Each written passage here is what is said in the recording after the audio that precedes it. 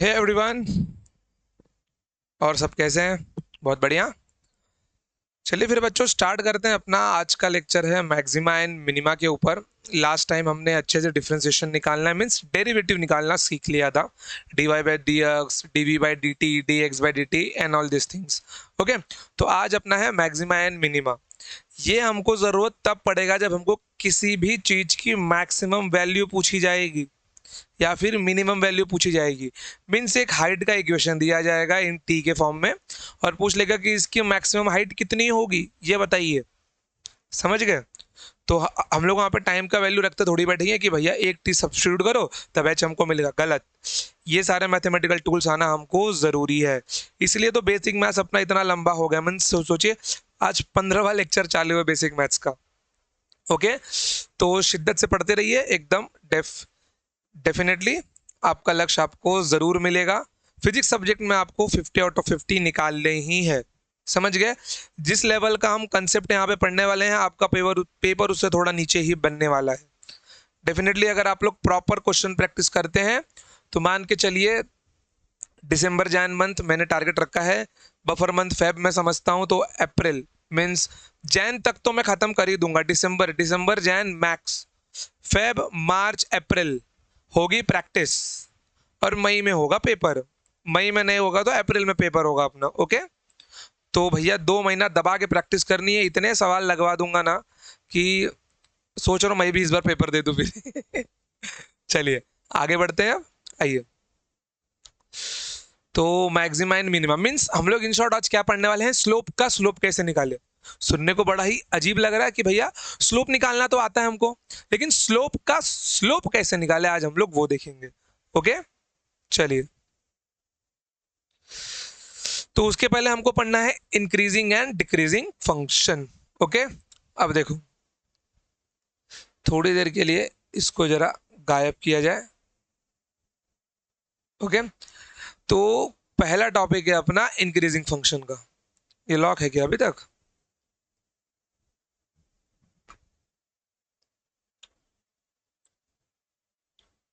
तो अपना पहला है इंक्रीजिंग फंक्शन। ठीक है, फंक्शन कैसा होगा अपना, इंक्रीजिंग होगा। ठीक है, फंक्शन अपना पल पल बढ़ता रहेगा। क्लियर? अब देखो जरा यहां पर, मैं सपोज करो कि सबसे पहले ये वाला ग्राफ लेता हूं मैं।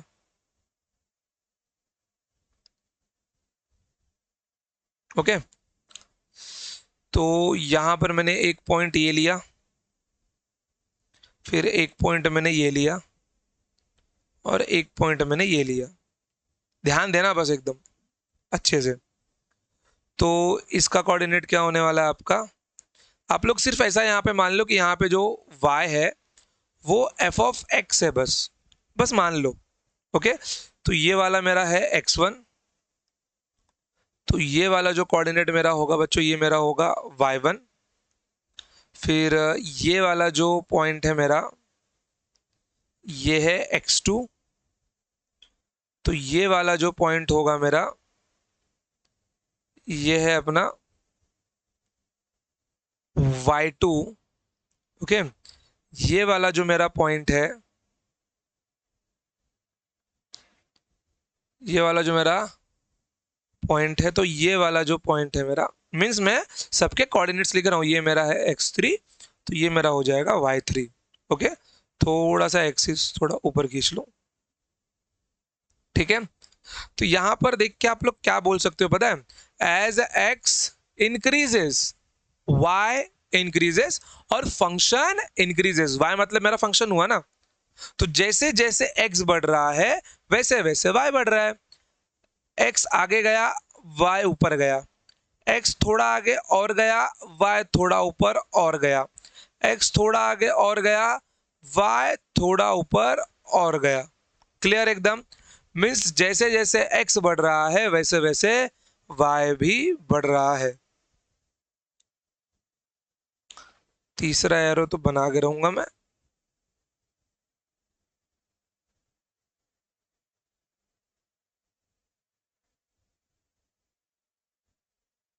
ठीक है, जैसे जैसे x बढ़ रहा है वैसे वैसे y भी बढ़ रहा है।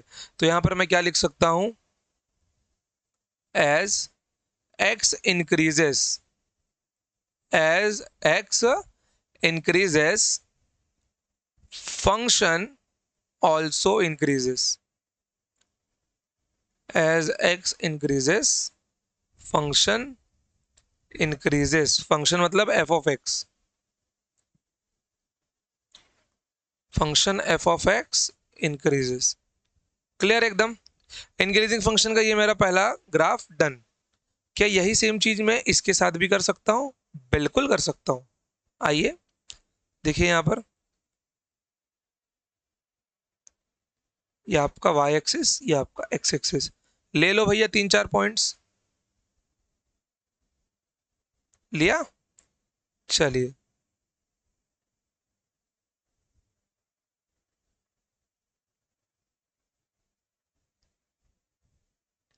ध्यान से देखिए, समझ गए रहेंगे मैं क्या बोलना चाहता हूं यहां पर। जैसे जैसे x बढ़ रहा है, ये वैल्यू मेरी x1, ये x2 और ये मेरी x3 की वैल्यू है। ओके, ये y1, ये वैल्यू मेरी y2 और ये वाली वैल्यू है अपनी y3 की। This is y1, y2 and y3। Okay, चलिए लेट्स गो। तो भाई यहाँ पे x बढ़ा, बेशक एरो से निकालता हूँ, बढ़िया दिखेगा एकदम। तो यहाँ पर अपना x बढ़ा, जी भैया बिल्कुल एकदम x तो बढ़ गया अपना। तो यहाँ पे मेरा y भी तो बढ़ा, बिल्कुल। यहाँ पर मेरा x और आगे बढ़ा तो y और ऊपर गया, हाँ ना। x और आगे बढ़ा तो y मेरा और ऊपर गया, x मेरा और आगे बढ़ा, x3 तक पहुंच गया वो। तो भाई साहब अपना y भी तो कहां पहुंच गया, y3 तक पहुंच गया ना। Means as x increases function और y also gets increases. It means ये वाली जो लाइन है वो इसके लिए भी वैलिड है और ये वाली लाइन इसके लिए भी वैलिड है।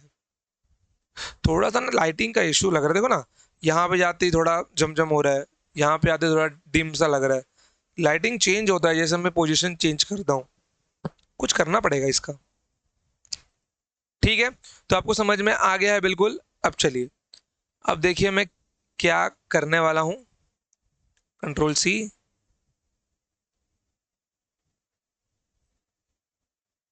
इन सबको मिटाइए भाई। लोई। तो मुझे अब एक ही ग्राफ में दोनों को ड्रॉ करना है। ओके, तो कौन सा रंग था भाई, ऑरेंज और ग्रीन।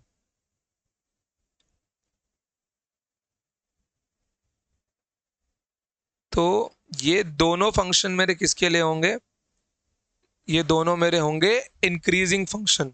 ओके, लेकिन अब यहाँ पे एक चीज और ध्यान में देखिए जो मैं आपको बताना चाहता हूँ। ओके, जैसे कि मैंने यहाँ पर दो पॉइंट्स लिए। ओके, लाइन थोड़ा बाद में खींचूंगा उसके ऊपर। एक पॉइंट यहाँ लिया, एक पॉइंट यहाँ लिया। ओके, उसके बाद में एक पॉइंट यहाँ पे लिया, पॉइंट यहाँ लिया, एक पॉइंट यहाँ पे लिया। खींचते हैं दोनों को बाद में। ओके, अभी जरूरत नहीं है इनकी। अब जरा यहाँ पे टेंजेंट बनाओ आप लोग। जैसे ही आप यहाँ पे टेंजेंट खींचेंगे यू विल नोटिस कि भैया स्लोप तो इसका डिक्रीज हो रहा है। क्यों? क्योंकि एंगल घट रहा है ना। इसका एंगल थोड़ा ज्यादा है, इसका एंगल थोड़ा कम है। Let it be θ1 and this is θ2। अगर ये पॉइंट पे मैं अपना स्लोप बोलूं तो मेरा एंगल घट रहा है। इट मीन्स ये मेरा कौन सा कर्व है, ये मेरा कर्व है डिक्रीजिंग स्लोप का, increasing function with decreasing slope. Okay, तो इसके लिए प्रॉपर स्टेटमेंट क्या लिख सकता हूं मैं, increasing function with decreasing slope, increasing function with decreasing slope, with decreasing slope. Okay, इसके लिए देखो जरा टेंजेंट निकालो। इसका तो एंगल कंटिन्यूस बढ़ता ही जा रहा है, चाहे यहां पे लेके देख लो। एंगल क्या हो रहा है इसका, इसका एंगल कंटिन्यूस बढ़ता ही जा रहा है, हाँ या ना।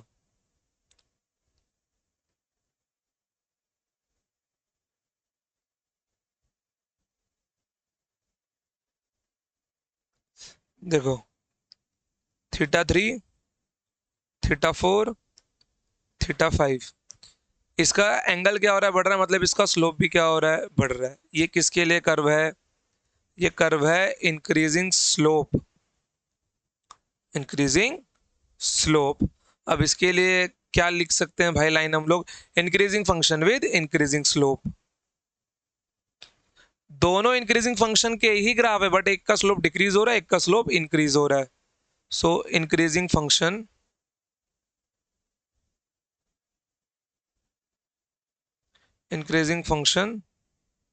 with increasing slope, with increasing slope। साफ एकदम। चलिए अब जो लाइन हमने डिलीट की थी जरा उसको ड्रॉ किया जाए।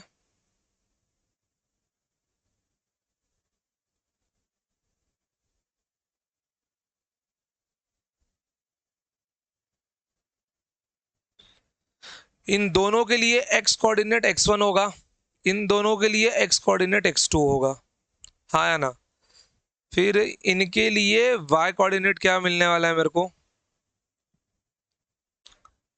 y कोऑर्डिनेट y1 होगा, इसके लिए y कोऑर्डिनेट समथिंग y2 होगा, हाँ ना।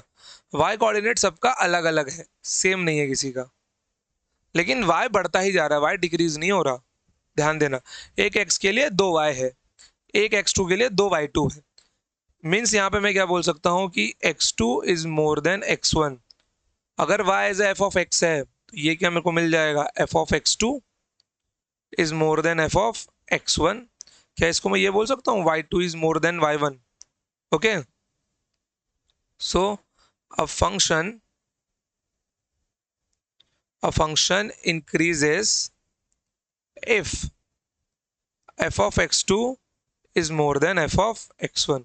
ये मैं बोल सकता हूँ जब x2 की वैल्यू x1 से बड़ी होगी तब मेरा फंक्शन क्या होगा, इंक्रीज हो रहा होगा डेफिनेटली। समझ गए आप लोग, इंक्रीजिंग फंक्शन समझ में आया। ये दोनों दोनों कर्व में पॉसिबल है, डिक्रीजिंग स्लोप में भी और इंक्रीजिंग स्लोप में भी। क्लियर, आगे बढ़े अब। चलिए तो आगे बढ़ते हैं अब हम लोग। अच्छा यहाँ पे ना एक स्टेटमेंट और लिख सकते हो dy बाई डी एक्स के लिए, क्योंकि इसका जो स्लोप है, कहाँ गया, 2 minute.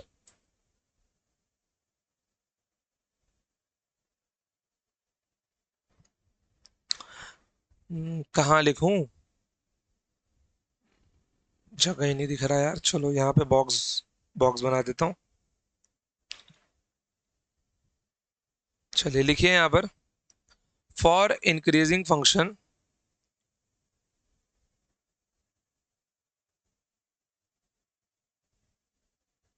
for increasing function f of x y equals to f of x,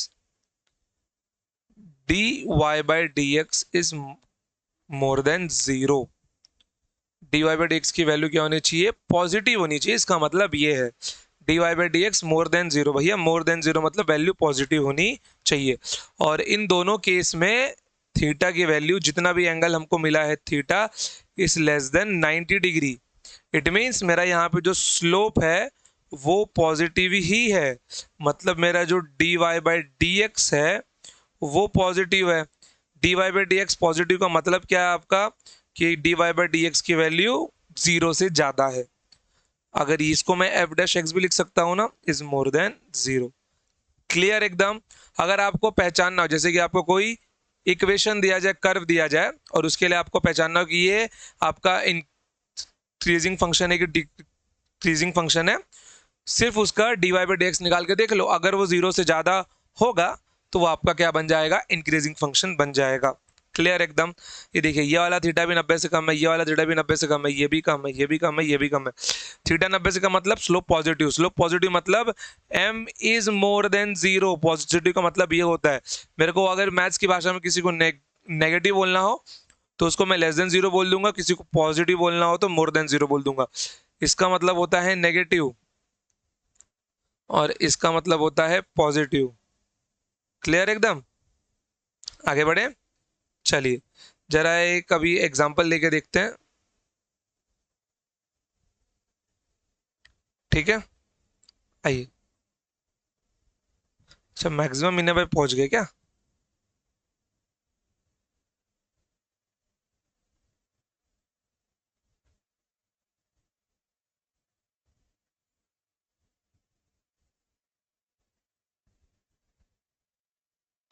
चलिए, तो y x और आपको ग्राफ कर्व दिया गया है ऐसा। ठीक है, इक्वेशन आप सबको पता है, y equals to x square. अब आपको पहचानना है कि ये इंक्रीजिंग फंक्शन है कि डिक्रीजिंग फंक्शन है। भैया हम टेंजेंट बार बार थोड़ी निकालेंगे, चलिए यहाँ पे आपके लिए करके दिखा देता हूँ। अगर x की वैल्यू 1 हुई तो y की वैल्यू 1 होगी, अगर x की वैल्यू 2 हुई तो y की वैल्यू 4 हो जाएगी, x की वैल्यू अगर 3 हुई तो y की वैल्यू आपकी 9 हो जाएगी। Means as x increases y is increases. क्यों? यहाँ पे हम देख सकते हैं कि y क्या है, x का फंक्शन है। ओके, और सिंपल मेथड कौन सा है इसका, कि सीधी सी बात है, हमको क्या पहचानना है, d Y by D x की वैल्यू यहाँ पे क्या मिलने वाली है इसकी, ये अपने को 2x मिल जाएगा। और भैया x की वैल्यू कुछ भी रखो, 2x की वैल्यू मोर देन 0 होगी, लेकिन कब, जब x की वैल्यू 0 से ज्यादा होगी। ध्यान में रखना, जब x की वैल्यू 0 से ज्यादा होगी तभी ये वैल्यू क्या होगा, इंक्रीजिंग फंक्शन आपका बनेगा। क्लियर, कोई प्रॉब्लम? बिल्कुल भी नहीं। x की वैल्यू 0.2 रखो जरा यार, क्या आ जाएगा यहाँ पे, 0.4 मिल जाएगा d Y by D x. समझ गए आप लोग? है तो वो भी पॉजिटिव ही, मोर देन 0 ही है। ओके, ठीक है, बस x की वैल्यू यहाँ पे नेगेटिव मत रखना, x की वैल्यू क्या होनी चाहिए, पॉजिटिव होनी चाहिए। क्लियर, आगे बढ़े अब। चलिए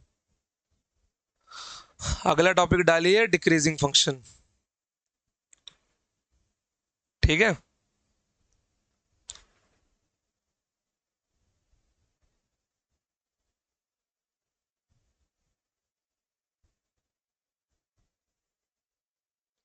टॉपिक नेम डिक्रीजिंग फंक्शन।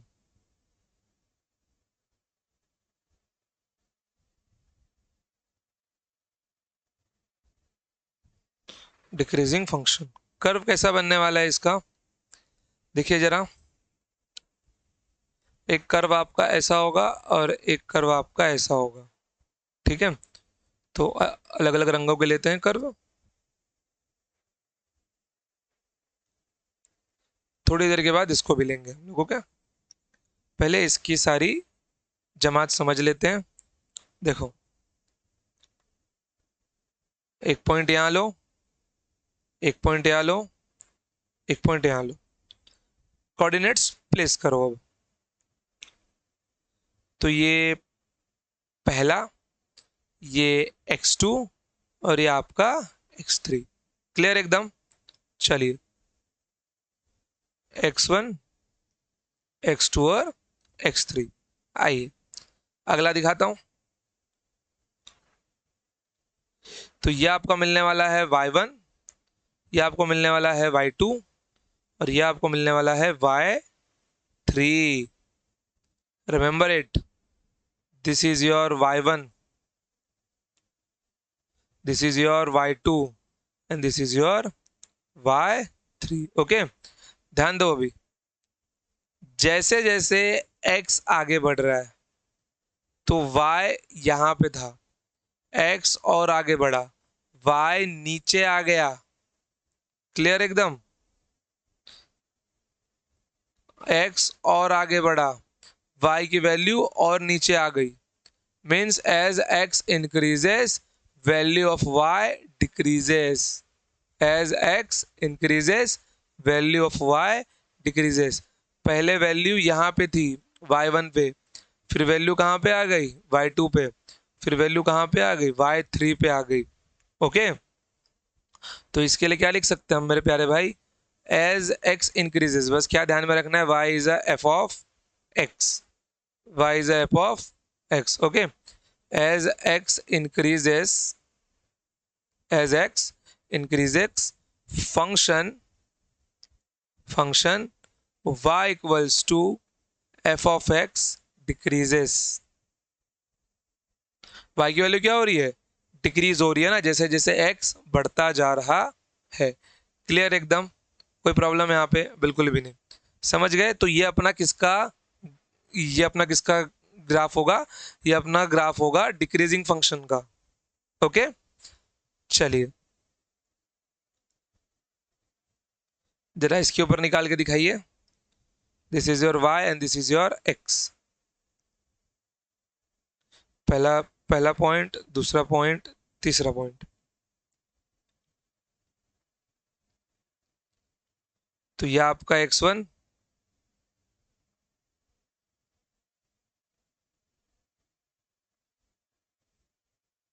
यह आपका x2 और यह आपका x3। Okay, so x1, x2 and x3। चलिए अब ये देखिए, this is your y1, this is your y2 and this is your y3। तो y1, y2 और y3 वही सेम चीज, x तो बढ़ रहा है, x तो बढ़ रहा है, लेकिन y की वैल्यू घट रही है। y1 पहले यहां पे था, फिर कोऑर्डिनेट और छोटा हो गया, फिर और छोटा हो गया अगेन। इसके लिए भी मैं यही सेम चीज बोल सकता हूं कि as x increases y decreases, as x increases y decreases. Clear एकदम, चलिए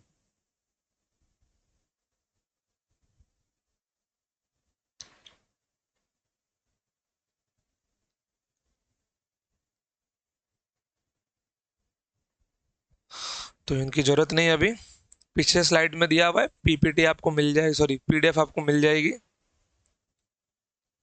प्रॉपर नोट्स तो आप लोग निकाल रहे हो ना, एक काम करिए, नीचे मैंने डिस्क्रिप्शन में टेलीग्राम चैनल का लिंक दिया हुआ है, एक बार अपने को नोट्स ना वहाँ पे मेरे को भेज दीजिए, पर्सनल पे या फिर ग्रुप में भेज दीजिए। जिन बच्चों ने नहीं लिखा होगा वो भी लिख ही लेंगे। एक बार मैं आपका नोट्स देखना चाहता हूँ कि आप लोग नोट्स ना बना कैसे रहे हो। ओके, बस एक बार नोट्स अपने आप लोग भेज दीजिए।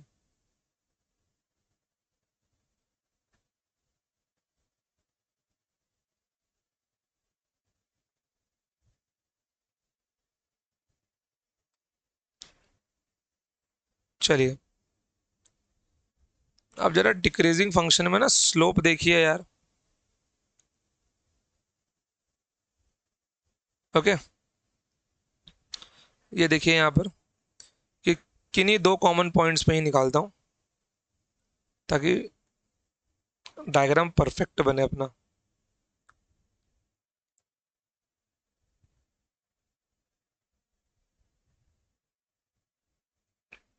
चलिए, तो ये वाला पॉइंट, ये वाला पॉइंट, ये वाला पॉइंट, देखिए यहाँ पर, तो इस पॉइंट में अगर टेंजेंट निकालू तो थीटा मोर देन 0,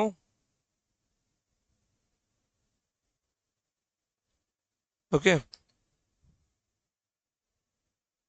भैया, यहाँ पर भी थीटा मोर देन 0 ही है और यहाँ पर भी थीटा मोर देन 0 ही है। मतलब मेरा स्लोप क्या होगा, यहाँ पर स्लोप मेरा नेगेटिव होने वाला है। यहाँ पर थीटा 2, ये थीटा 1, स्लोप मेरा यहाँ पे क्या होगा, नेगेटिव होगा। क्या इस पॉइंट पे भी स्लोप नेगेटिव होगा, बरोबर, थीटा 90 से ज्यादा है, थीटा 90 से ज्यादा है यहाँ पर आपका। ओके, अगर ध्यान से देखो तो यहाँ पे धीरे धीरे थीटा बढ़ता जा रहा है और यहाँ पे धीरे धीरे थीटा आपका क्या हो रहा है, कम हो रहा है।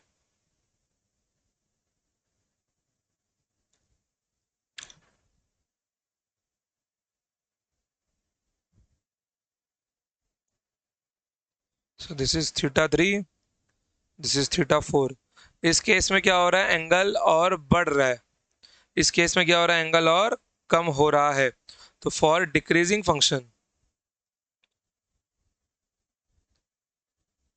So for decreasing function I can say that, ठीक है, अगर मेरा y एफ ऑफ एक्स है तो यहाँ पर जो d Y by D x होगा वो लेस देन 0 होना चाहिए। क्यों पता है, क्योंकि थीटा यहाँ पे मोर देन 90 डिग्री है, यहाँ पर भी थीटा मोर देन 90 डिग्री है, यहाँ पर भी थीटा मोर देन 90 डिग्री है, यहाँ पर भी मोर देन 90 डिग्री है। मीन्स अगर मेरा overall theta more than 90 degree ही है, मतलब मेरा स्लोप क्या मिलने वाला है, मेरे को नेगेटिव मिलने वाला है। और नेगेटिव स्लोप को हम कैसे दिखाएंगे, it is less than zero. क्या हो जाएगा, ये लेस देन जीरो हो जाएगा। तो कोई फंक्शन अगर डिक्रीजिंग फंक्शन है कि नहीं, भैया उसका स्लोप निकाल के देख लो, और जीरो से छोटा है कि नहीं। मीन्स एफ डैश एक्स क्या होना चाहिए आपका, जीरो से छोटा होना चाहिए। Hence here y is a decreasing function. Here y is a decreasing function.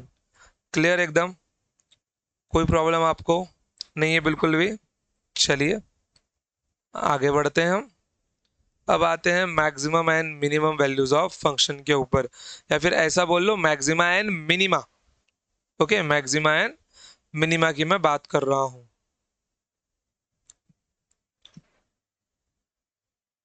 चलिए टॉपिक नेम डालिए, concept of maxima and minima.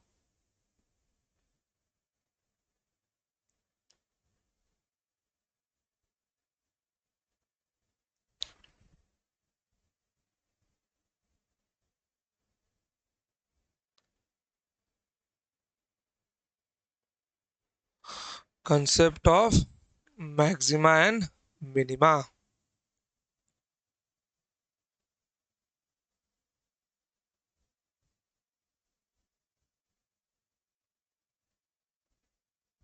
Okay, चलिए ग्राफ निकालिए।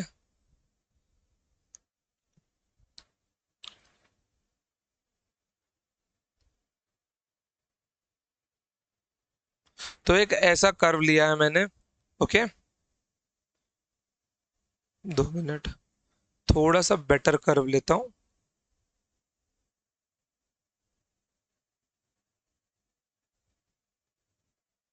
मिरर इमेज बनेगा इसका।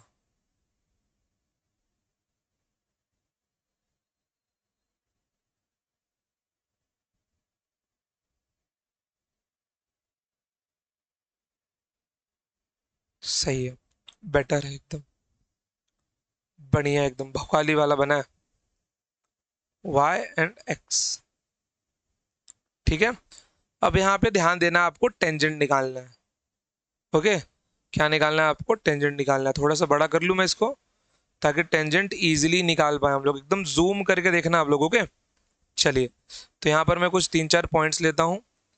एक पॉइंट यहाँ पे लूंगा, एक पॉइंट यहाँ पे लूंगा, एक पॉइंट यहाँ पे लूंगा, एक पॉइंट यहाँ पर, एक पॉइंट यहाँ पर, और एक पॉइंट यहाँ पर लूंगा मैं। ओके, चाहिए तो एक पॉइंट यहाँ भी ले लो। चलिए अब ध्यान से एकदम टेंजेंट निकालिए आप लोग। तो अरे स्ट्रेट लाइन ही लेना पड़ेगा लग रहा है।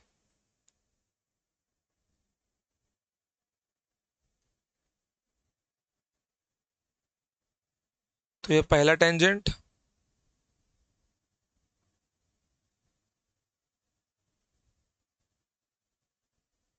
ये दूसरा टेंजेंट,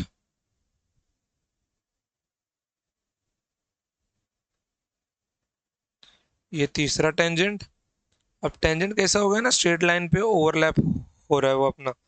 ओके, ये चौथा, ये पांचवा,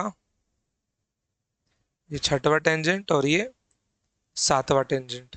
क्लियर एकदम। अब जरा इनके एंगल्स भी लिखिए फिर। शिट यार, स्ट्रेट लाइन कभी इसमें ना बनता ही नहीं है सॉफ्टवेयर में।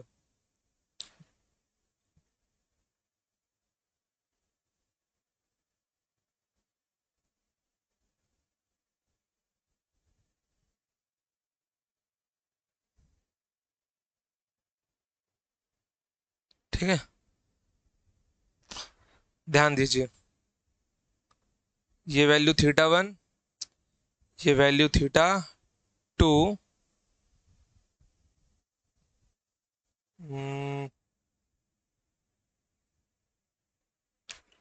यहाँ पे जो थीटा है वो 0 हो जाएगा, ये वैल्यू आपका थीटा 3, ये वैल्यू आपका थीटा 4, यहाँ पर भी थीटा आपका क्या हो जाएगा, 0 हो जाएगा, यह आपकी वैल्यू थीटा 5। अब जरा एक चीज ध्यान दीजिए आप लोग कि यहां से थीटा 0 हो रहा है, मतलब डेफिनेटली इस रीजन में, अच्छा छोड़, थोड़ी देर बाद आता हूँ वरना थोड़ा बाउंस होगा।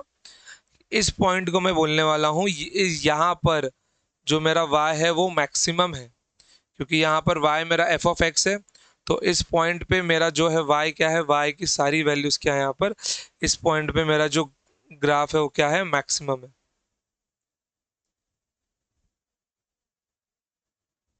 ओके, इस पॉइंट पे मेरा y क्या है, मैक्सिमा है, तो इस पॉइंट को मैं बोलने वाला हूँ मैक्सिमा।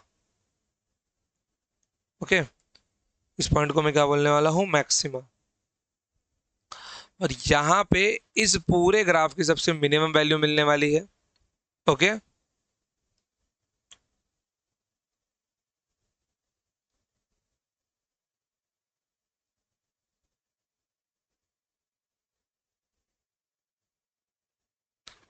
यहाँ पर इसकी सबसे मिनिमम वैल्यू मिलने वाली है, तो इस पॉइंट को मैं क्या बोलने वाला हूँ, मिनिमा बोलने वाला हूँ।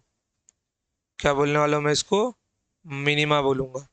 अब ध्यान देना कि इसको मैक्सिमा या मिनिमा, अच्छा तो इसको लोकल मैक्सिमा और मिनिमा बोलते हैं, पूरा नाम इसका ये होता है लोकल मैक्सिमा और लोकल मिनिमा।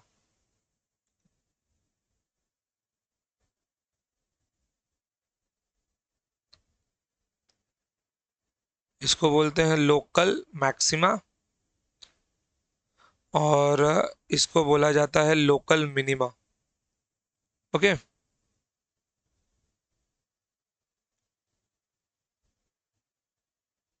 लोकल मिनिमा, ये इसका कोऑर्डिनेट x1 होगा और ये इसका कोऑर्डिनेट x2 होगा।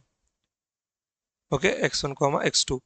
अब एक अगर यहाँ पे थीटा 0 है, तो जरा एक बात ये बताओ, क्या इसका स्लोप भी 0 होगा? बिल्कुल, इसका स्लोप भी 0 होगा। मिंट एट लोकल मैक्सिमा मैं क्या बोल सकता हूँ कि dy/dx की वैल्यू क्या होनी चाहिए, 0 होनी चाहिए, क्योंकि स्लोप 0 है ना भैया। इस पॉइंट पे तो अपना स्लोप m ही क्या है अपने लिए, dy/dx है ना, हाँ है ना।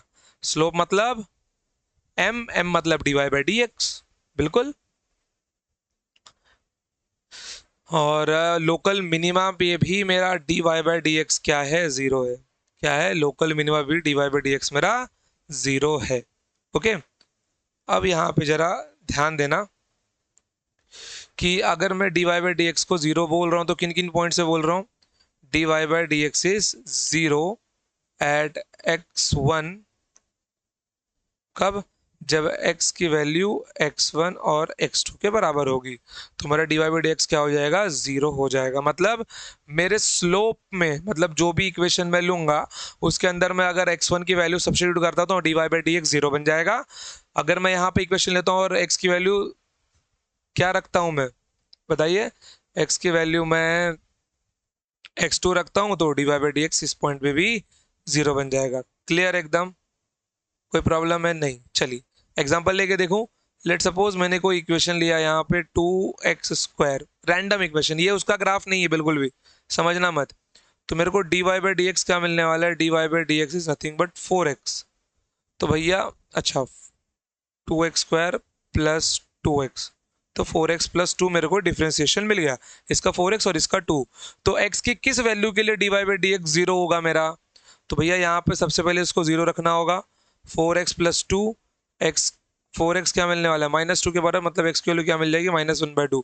तो व्हेन x इक्वल्स टू -1/2 आपका dy/dx क्या होगा, 0 होगा। रखो यहाँ पर dy/dx eight x equals to -1/2, तो 4 into -1/2 plus 2, -2 plus 2 0।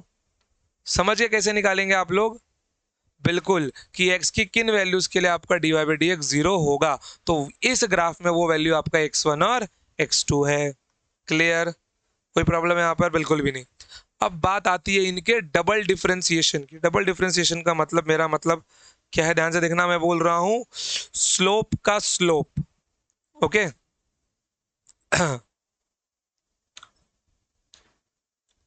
Slope of slope means slope का स्लोप निकालना। मेरा स्लोप क्या है? D Y by D x. इसका स्लोप कैसे निकालूंगा मैं? इसको ही y मान लू ना, d by D x of D Y by D x. यही तो मेरा होगा स्लोप का स्लोप। स्लोप का भी स्लोप निकालना कि स्लोप किस तेजी से घट रहा है या बढ़ रहा है। अब ध्यान देना कि यहाँ पे थीटा की वैल्यू क्या हो रही है, यहाँ पे थीटा की वैल्यू कम हो रही है। यहाँ पे क्या हो रहा है, यहाँ पे थीटा की वैल्यू कम हो रही है। ठीक है, पॉजिटिव से जीरो की ओर जा रही है। यहाँ पे थीटा, ध्यान ध्यान दीजिए, यहाँ पे थीटा लेस देन 90 डिग्री है, यहाँ पे थीटा लेस देन 90 डिग्री है, मतलब यहाँ पे स्लोप पॉजिटिव है। स्लोप पॉजिटिव है मतलब मेरा इस रीजन में, रुकिए जरा मैं ग्राफ चेंज करूं, थोड़ा छोटा लिखना पड़ेगा मेरे को। किसकी किसकी जरूरत नहीं है भाई, तुम सब निकलो चलो। पिछले पिछले में लिखा हुआ है सब। ओके,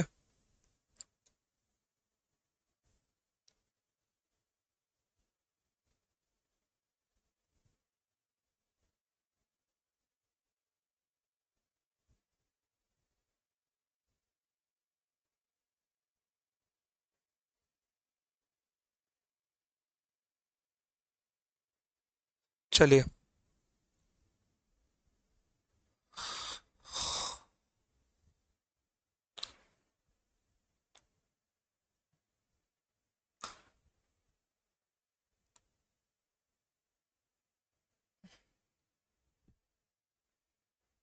अब जरा ध्यान दीजिए कि इस वाले रीजन में सबसे पहले तो मेरा स्लोप पॉजिटिव है, मेरा ये स्लोप डिक्रीज हो रहा है।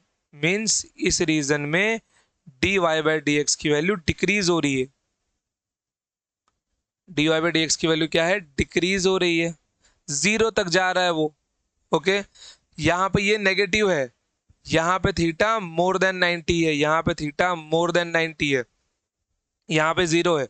अगर मैं इस रीजन की बात करता हूं, अगर मैं इस जोन की बात करता हूं भाई, तो ये नेगेटिव से जीरो की ओर जा रहा है। एक होता है पॉजिटिव से जीरो की ओर, देखो यहाँ पे जीरो है मेरा, इस पॉइंट पे ये मेरा D Y by D x है, और ये भी मेरा D Y by D x है मान लो। इसको मैं नेगेटिव बोल रहा हूँ और इसको मैं पॉजिटिव बोल रहा हूँ। तो अगर ये पॉजिटिव से जीरो की ओर जाएगा मतलब d Y by D x आपका क्या हो रहा है? घट रहा है। अगर ये नेगेटिव से जीरो की ओर जाएगा मतलब d Y by D x तो बढ़ रहा है ना, यहां से यहां जाने में बढ़ेगा और यहां से यहां आने में घटेगा।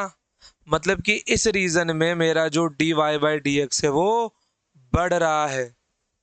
क्या है यहाँ पर d Y by D x मेरा बढ़ रहा है। तो यहाँ पर मैं अगर इसका स्लोप निकालना चाहूं तो ये स्लोप किस रेट से घट रहा है और ये स्लोप किस रेट से बढ़ रहा है, उसी को मैं बोलता हूँ स्लोप का स्लोप, की स्लोप के घटने घटने और बढ़ने का रेट। मतलब कि इन शॉर्ट कि अगर m मेरा है d Y by D x, तो यहाँ पर जो मेरा स्लोप ऑफ स्लोप होगा, स्लोप ऑफ स्लोप मेरा ये होगा, ये मेरा होगा d m by d T.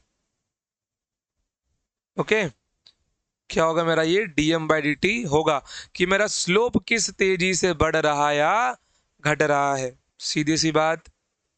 तो यहां पर dm m की जगह पर मैं क्या रख सकता हूं? Sorry, not not not not not dm by d T, x है ना यहाँ पर, तो dm बाई डी एक्स और ये भी dx। तो m की जगह पर क्या रख सकता हूं मैं? dy by D x. भाई अब इसको मल्टीप्लाई करो जरा, तो ये आपको मिलेगा d square Y upon D x का होल स्क्वायर। तो D square Y upon D x square, ये होता है डबल डिफरेंशिएशन। कैसे कैलकुलेट करते हैं? y equals to two x square plus two x. तो भैया आपका D Y by D x क्या मिलने वाला है? ये आपको मिल जाएगा 4x प्लस टू। इसका फिर से डिफरेंशिएशन करो, that is your double derivative. Your 4x। Clear? ठीक है। तो डिफरेंशिएशन का भी डिफरेंशिएशन अपना क्या होता है, डबल डिफरेंशिएशन होता है। तो स्लोप ऑफ स्लोप को हम क्या बोलते हैं यहाँ पे, डबल डिफरेंशिएशन बोलते हैं। क्लियर एकदम? कोई प्रॉब्लम है? बिल्कुल भी नहीं। चलो जरा इसको लिख लूं, मुझे इसको मिटाना है, नहीं तो यहाँ पे इसको लिख देता हूं मैं।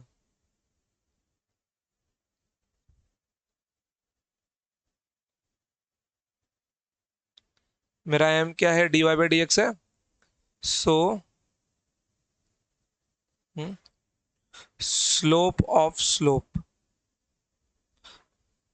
मतलब मुझे इसका भी स्लोप निकालना है, मतलब मुझे डी बाई डी एक्स ही निकालना होगा ना।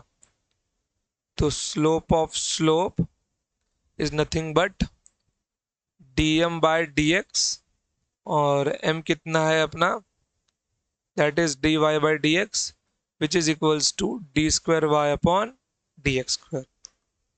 क्लियर? अब यहाँ पे मैं कुछ लिखने जा रहा हूँ, बहुत इंपॉर्टेंट है, ध्यान में रखना।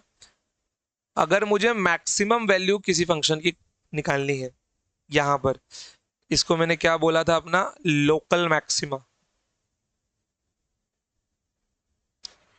ठीक है, लोकल मैक्सिमा। और इसको मैंने क्या बोला था अपना, लोकल मिनिमा। ध्यान दीजिए, तो मैक्सिमा ये हो गया और ये मेरा हो गया मिनिमा। तो दोनों के लिए एक कॉमन पॉइंट क्या है कि यहां पर भी आपका D Y by D x zero है, और यहां पर भी आपका D Y by D x zero है, क्योंकि थीटा ही जीरो है। तो थीटा जीरो तो स्लोप जीरो। तो मैक्सिमम वैल्यू के लिए क्या ध्यान में रखना है कि D Y by D x की वैल्यू क्या होगी आपकी, जीरो होगी। Okay, D Y by D x की वैल्यू क्या होगी आपकी, जीरो होगी। क्लियर एकदम? बहुत बढ़िया। अब मैक्सिमा में एक चीज और देखनी है कि यहाँ पे मेरा ये डेरिवेटिव घट रहा है, यहाँ पे डेरिवेटिव क्या हो रहा है मेरा, बढ़ रहा है। तो अगर ये घट रहा है मतलब क्या होगा, जीरो की तरफ जा रहा है ना। इट मीन्स कि D square Y upon D x square,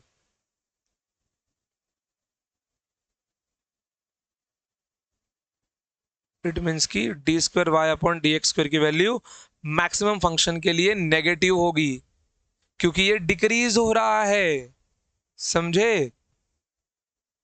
और मिनिमम पॉइंट के लिए D square Y upon D x square की वैल्यू क्या होगी, पॉजिटिव, क्योंकि ये इंक्रीज हो रहा है।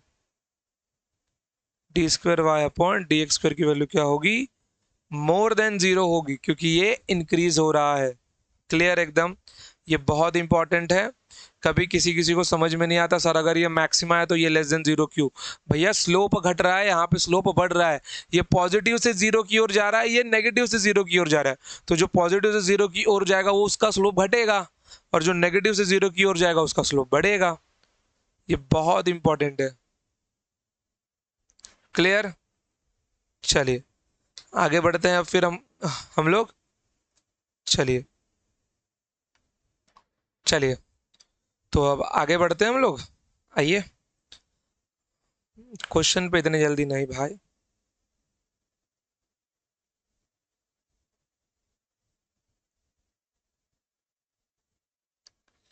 नाम डालिए reading of D square Y upon D x square, कि इसको पढ़ते कैसे है रियल में।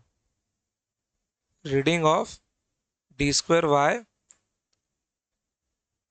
Divided by D x square means यह आपका होगा D by D x of D Y by D X, अभी बताया मैंने आपको। ओके, अब इसके लिए मुझे जरा एक ग्राफ निकालना है। देखिए, अगर मेरा कर्व ऐसा होता है, ओके, तो इस कर्व को देख के मैं क्या बोल सकता हूं कि मैं अगर अलग अलग पॉइंट पे टेंजेंट लेता हूं, जैसे इस वाले पॉइंट पे लिया, इस वाले पॉइंट पे लिया, इस वाले पॉइंट पे लिया, इस वाले पॉइंट पे मैंने टेंजेंट लिया अपना। ओके, तो मेरे थीटा की वैल्यू क्या हो रही है, बढ़ रही है, और हम ये देख भी सकते हैं। अपने जो थीटा की वैल्यू है वो क्या हो रही है, वो बढ़ रही है continuous. Theta one, theta two, theta three, theta four. आ जाओ। अब जरा इनके लिए एक्स कोऑर्डिनेट तो लिखो भाई। ये x1, ये x2, ये x3, और ये आपका क्या बन जाएगा, x4। ओके, तो x1, x2, x3, x4, यहाँ पे वैल्यू क्या हो रहा है, धीरे धीरे बढ़ रहा है। Means x1 is less then x2 is less then x3, और सबसे बड़ा कौन है यहाँ पे, x4 है। यही सेम वैल्यू तो यहाँ पे थीटा के साथ भी है। थीटा भी तो धीरे धीरे बढ़ रहा है। Ten of theta one is less then theta two, theta two से बड़ा है टेन ऑफ थीटा थ्री, और इससे बड़ा है ten of theta four. Tan theta को हम क्या बोलते हैं, स्लोप ऑफ टेंजेंट ही तो बोलते हैं अपना, स्लोप ऑफ टेंजेंट ही तो बोलते हैं। इट मीन्स यहां पर जो मेरा D Y by D x है वो क्या होगा, मेरा जीरो से बड़ा होगा मेरा ये D Y by D x. Okay, और इसको हम क्या बोलते हैं, slope of slope, slope of slope. तो यहां पर देखो, इसको हम पढ़ते हैं slope of slope, and D Y by D X हमारा क्या होगा, मोर देन जीरो का। क्यों, स्लोप ही तो बढ़ रहा है अपना, मतलब स्लोप तो पॉजिटिव हो गया। इसका मतलब क्या होगा अपना, D Y by D x की वैल्यू क्या होगी अपनी, पॉजिटिव होगी। क्लियर एकदम। चलो, अब यहां पे ध्यान से देखो मैं क्या लिख रहा हूं, D Y by D X is increases,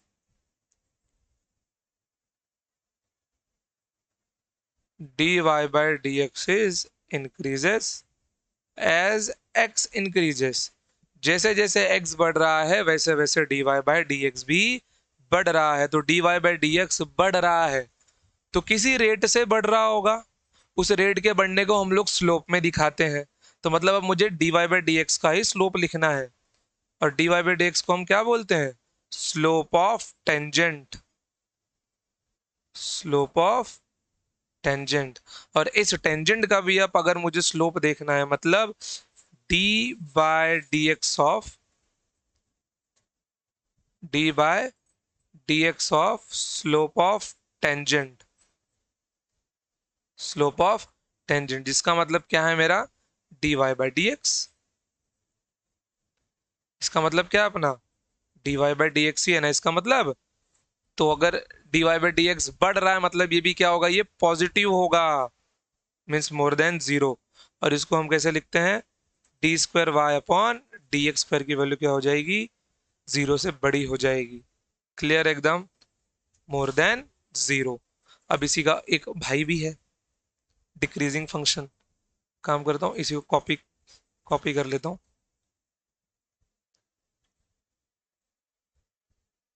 हम्म, आ, चलो कोई नहीं, सब फिर से लिख देंगे।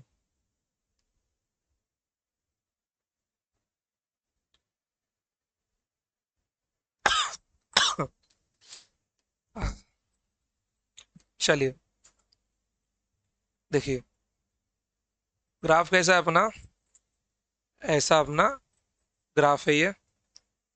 तो यहाँ पे एक पॉइंट, यहाँ पे एक पॉइंट, यहाँ पे एक पॉइंट। अब फिर से वही पिछली बार के जैसे टेंजेंट निकालना है, निकालिए टेंजेंट यहाँ पर।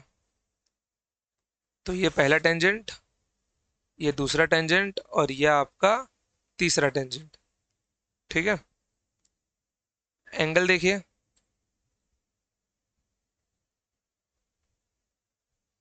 यहाँ पे वैल्यू क्या, theta one, theta two, theta three. धीरे धीरे वैल्यू डिक्रीज हो रही है, समझ गए, डिक्रीजिंग स्लोप। वैल्यू का यहाँ पे धीरे धीरे, यहाँ पे क्या हो रही है, वैल्यू डिक्रीज हो रही है, स्लोप डिक्रीज हो रहा है, लेकिन ग्राफ की वैल्यू इंक्रीजिंग फंक्शन की है। दोनों में कंफ्यूज मत होना, डिक्रीजिंग स्लोप इंक्रीजिंग फंक्शन के साथ भी आता है।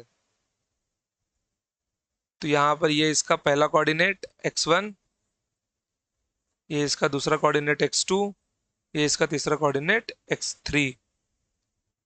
सो x1, x2 और x3। तो अगर x1 की बात की जाए तो ये x2 से छोटी है, और x2 की वैल्यू x3 से छोटी है। लेकिन x1 पे जो थीटा है वो बहुत बड़ा है, मतलब x1 के साथ जो टेन थीटा वन होगा वो ज़्यादा होगा, x2 के साथ जो टेन थीटा टू वो थोड़ा छोटा होगा, और सबसे छोटा होगा x3 वाला angle ten of theta three. It means ये क्या है मेरा slope of tangent which is decreasing.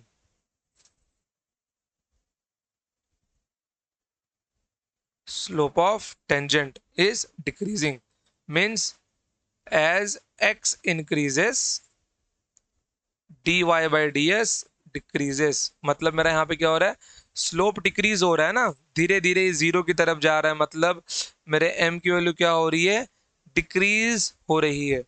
अगर मैं इसको कोई मान लो f ऑफ x अपना मान लेता हूं, ओके, तो मैं अपने फर्स्ट डेरिवेटिव को क्या बोलूंगा, मैं अपने फर्स्ट डेरिवेटिव को बोलता हूं स्लोप ऑफ टेंजेंट। ध्यान में रखना, फर्स्ट डेरिवेटिव क्या बोलते हैं हम लोग, स्लोप ऑफ टेंजेंट बोलते हैं। एज इट इज जो मेरा सेकंड डेरिवेटिव है,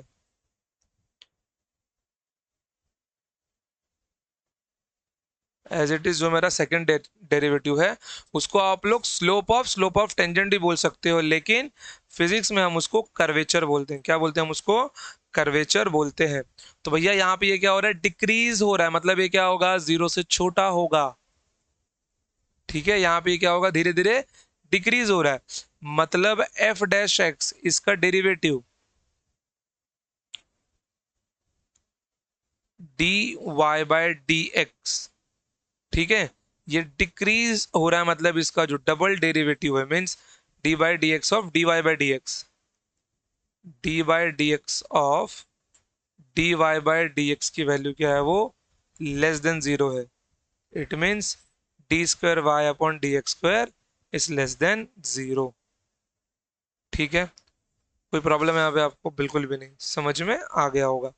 अब देखो ध्यान से जरा कि हमने अलग अलग बार में डबल डेरिवेटिव निकालने के लिए वो लेस देन जीरो की मोर देन जीरो, इतना पूरा डिटेल्ड एक्सप्लेनेशन देखा इसको, ओके, कहीं कहीं पे समझा होगा, कहीं कहीं पे आपको नहीं भी समझा होगा।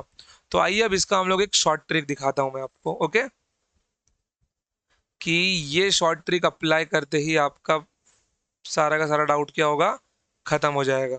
तो मुझको सिर्फ चाहिए ग्राफ।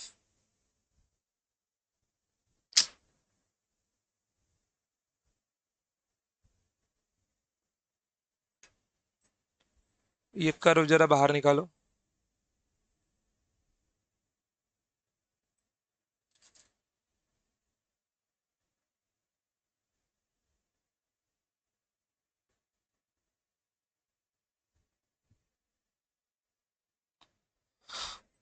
इसको कंबाइन करो, बस इन सबको मिटाओ अब।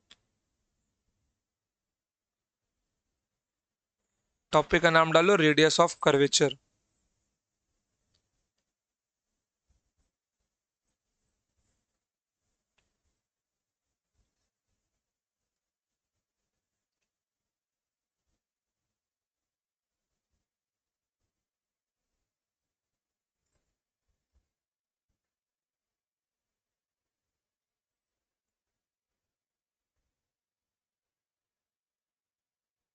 टॉपिक का नाम है radius of curvature, symbol RC. इसका यूज हमको ना एच सी वर्मा के कुछ काइनेमेटिक्स के ग्राफ को सॉल्व करने के लिए बहुत इफेक्टिवली इस कंसेप्ट को हम लोग यूज कर सकते हैं। जब डिस्टेंस टाइम ग्राफ देखिए वो एक्सलरेशन पूछ लेता है, पॉजिटिव है कि नेगेटिव है, इंक्रीजिंग है कि डिक्रीजिंग है। अगर आपको रेडियस ऑफ कर्वेचर पता होगा तो आप लोग स्लोप वाले फॉर्म में और इक्वेशन वाले फॉर्म में आप लोग नहीं जाओगे। हालांकि वो काफी लेंथी मेथड होता है, बट ये आपका बहुत ही ईजी होगा। ओके, चलिए जस्ट अज्यूम करिए। चलिए, सो रेडियस ऑफ कर्वेचर, आइए जरा एक कर्व निकालिए आप लोग, एकदम स्मूथली कर्व दिख गया। अब अगर इस कर्व की मैं बात करता हूँ, थोड़ा सा बड़ा कर लेता हूँ इसको मैं, देखिए अगर मैं इसको एकदम जूम कर दूं, ओके, तो एकदम जूम किया जाए तो मैं इसको क्या कर सकता हूँ, मैं इसको छोटे छोटे लेंथ में डिवाइड कर सकता हूँ। इसको मैं छोटे छोटे लेंथ में क्या कर सकता हूँ, डिवाइड कर सकता हूँ। बिल्कुल आपको भी ऐसे ही डिवाइड करना है। देखिए भाई, अब अपने पास तो टेक्नोलॉजी है, तो हम उसका भरपूर फायदा उठाएंगे। आप लोग अभी विद्यार्थी हैं तो आप लोगों को पेन और पेंसिल तो घिसना ही पड़ेगा। तो निकालिए अपना डायग्राम और मस्त बनाइए इसको, और डिवाइडर तैयार रखिए, राउंडर आपका। ओके, इसको मैं इतने छोटे छोटे पार्ट्स में डिवाइड कर सकता हूं। अगर मैं इस एक कर्व को अगर मैं इस एक कर्व को ध्यान से देखूं, ओके, तो क्या ये एक कर्व किसी सर्कल का हिस्सा नहीं लगता आपको? क्या ये एक कर्व किसी सर्कल का हिस्सा नहीं लगता आपको? बताइए आप लोग, हाँ या ना?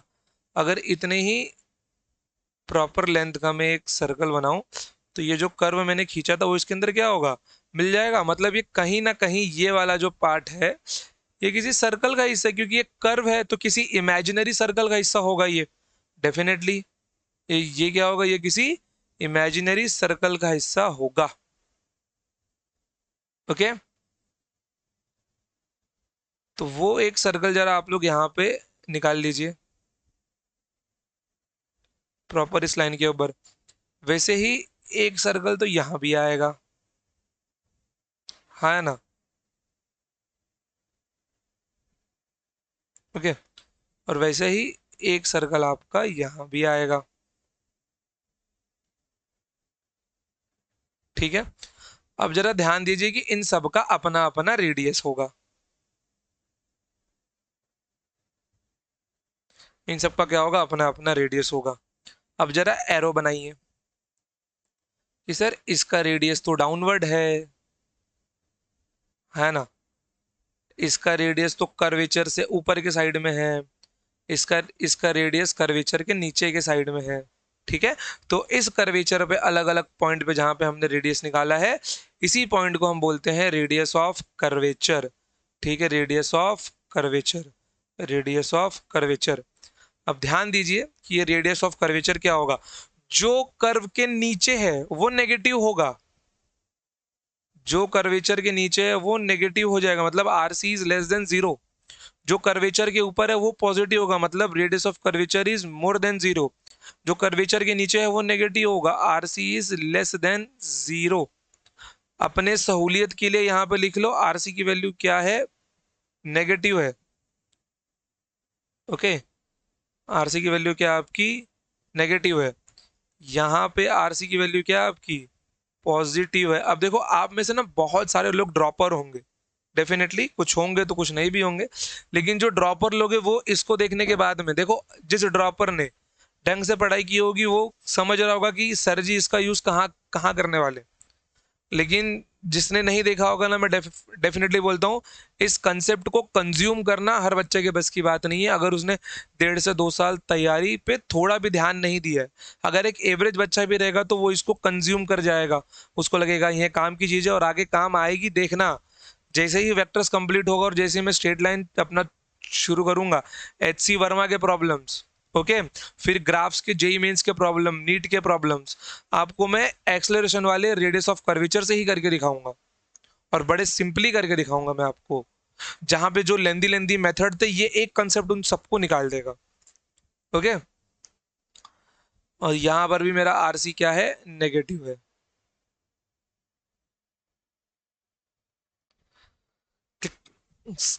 साफ एकदम, चलिए बहुत बढ़िया। अब देखिए यहाँ पर, अगर मेरे को एक स्ट्रेट लाइन पे रेडियस ऑफ कर्वेचर चाहिए होगा, तो भाई साहब एक स्ट्रेट लाइन पे कितना बड़ा सर्कल बनेगा हमको नहीं पता, बता सकते हो आप लोग कि एक स्ट्रेट लाइन पे कितना बड़ा सर्कल बनेगा?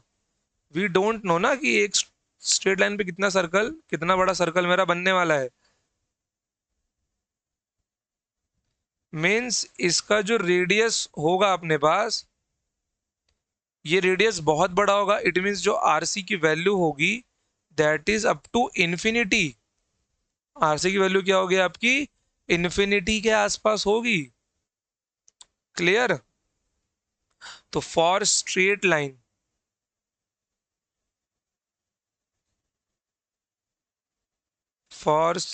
Line radius of curvature is कितना, रेडियस बहुत बड़ा होगा, लगभग इन्फिनिटी के बराबर होगा आपका रेडियस ऑफ कर्वेचर। क्लियर एकदम? बहुत बढ़िया। चलिए एक बार ना जरा इसका हम लोग साइन कन्वेंशन भी लिख के लेते हैं।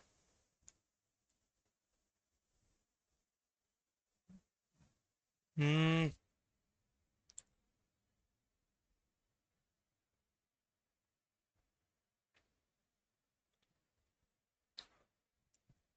आइए, साइन कन्वेंशन।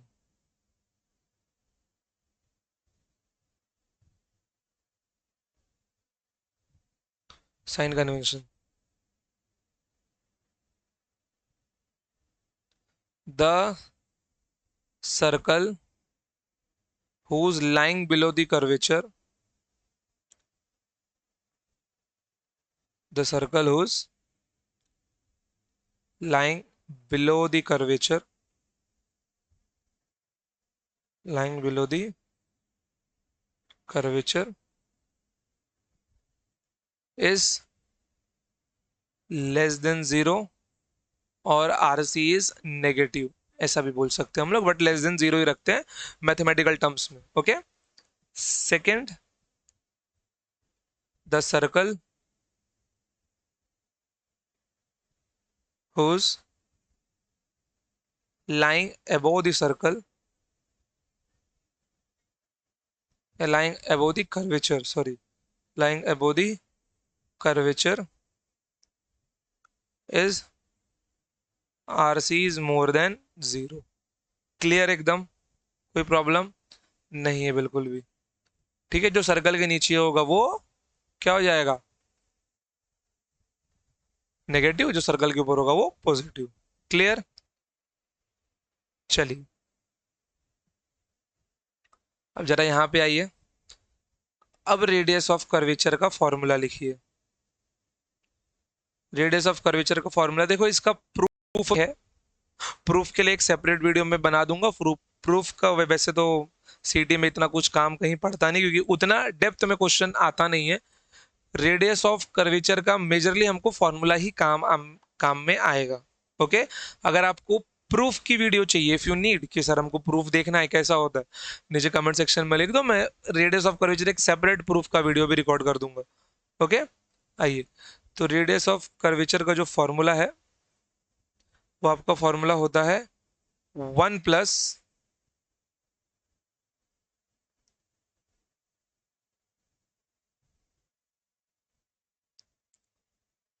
dy/dx का whole square the whole power 3/2।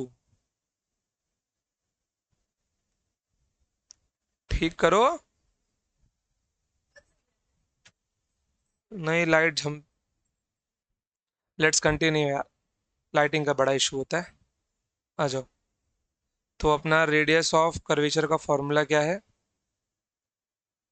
Are C equals to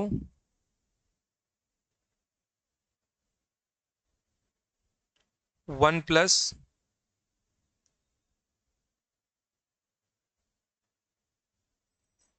dy/dx का whole square the whole power 3/2 divided by t²y/dx²। Clear एकदम। ये अपना रेडियस ऑफ कर्वेचर का फॉर्मूला है। ठीक है, इसको बॉक्स में बंद कर दो। अब एक बात ध्यान में रखना, जो इसका न्यूमरेटर है,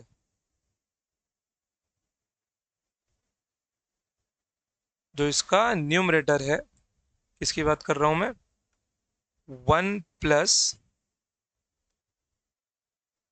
dy/dx का होल स्क्वायर, इसकी होल पावर 3/2। बच्चों ये हमेशा मोर देन जीरो ही रहेगा, क्योंकि हमेशा ये पॉजिटिव रहने वाला है, क्योंकि इसका ये इवन पावर है। dy/dx भले नेगेटिव हो जाए, dy/dx भले ही नेगेटिव हो जाए, लेकिन स्क्वायर लगने से ये पॉजिटिव हो जाएगा, और प्लस इसका पावर 3/2 है, तो मतलब ये कभी नेगेटिव आएगा ही नहीं। ठीक है, तो इसका न्यूमरेटर तो हमेशा क्या होगा, इसका न्यूमरेटर हमेशा ही मोर देन जीरो रहेगा। ओके, मीन्स पॉजिटिव ही रहेगा, ऑलवेज पॉजिटिव।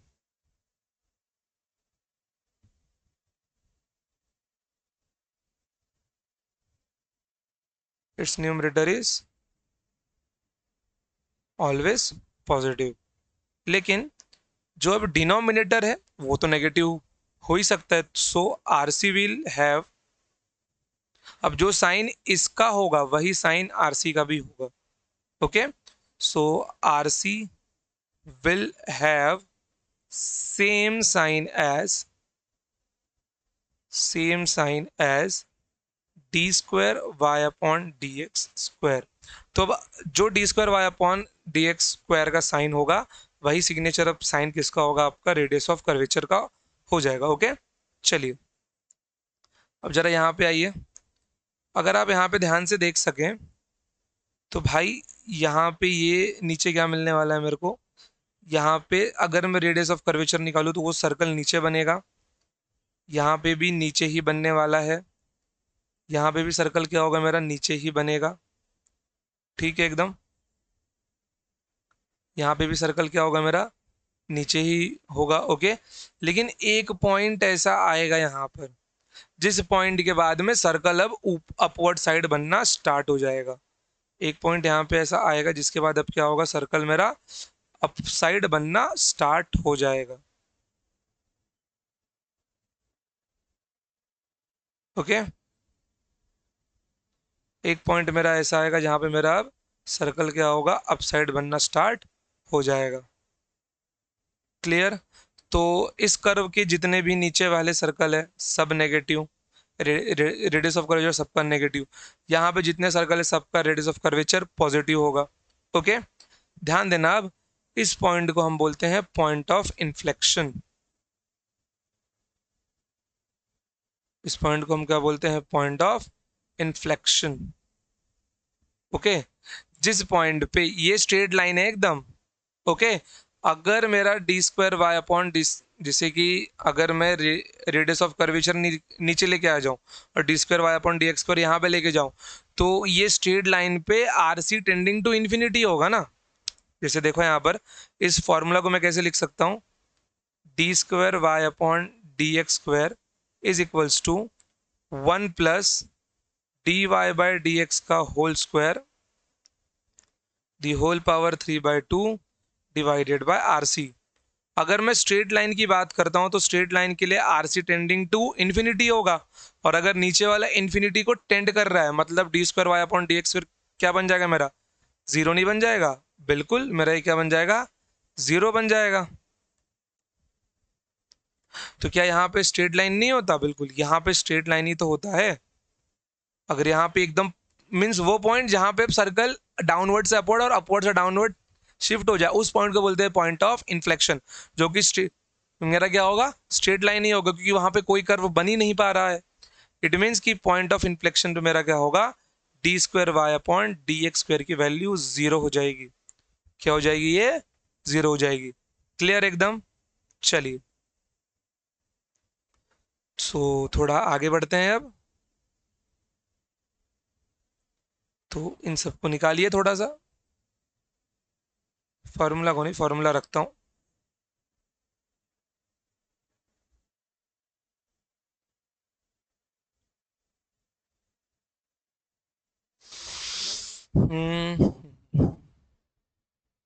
चलिए, तो बाकी के सर्कल्स की वैसे तो अभी कोई नीड है नहीं यहाँ पर, मेरे को कुछ और चीज़ दिखाना है आपको. ओके, थोड़ा सा बड़ा करिए इसको.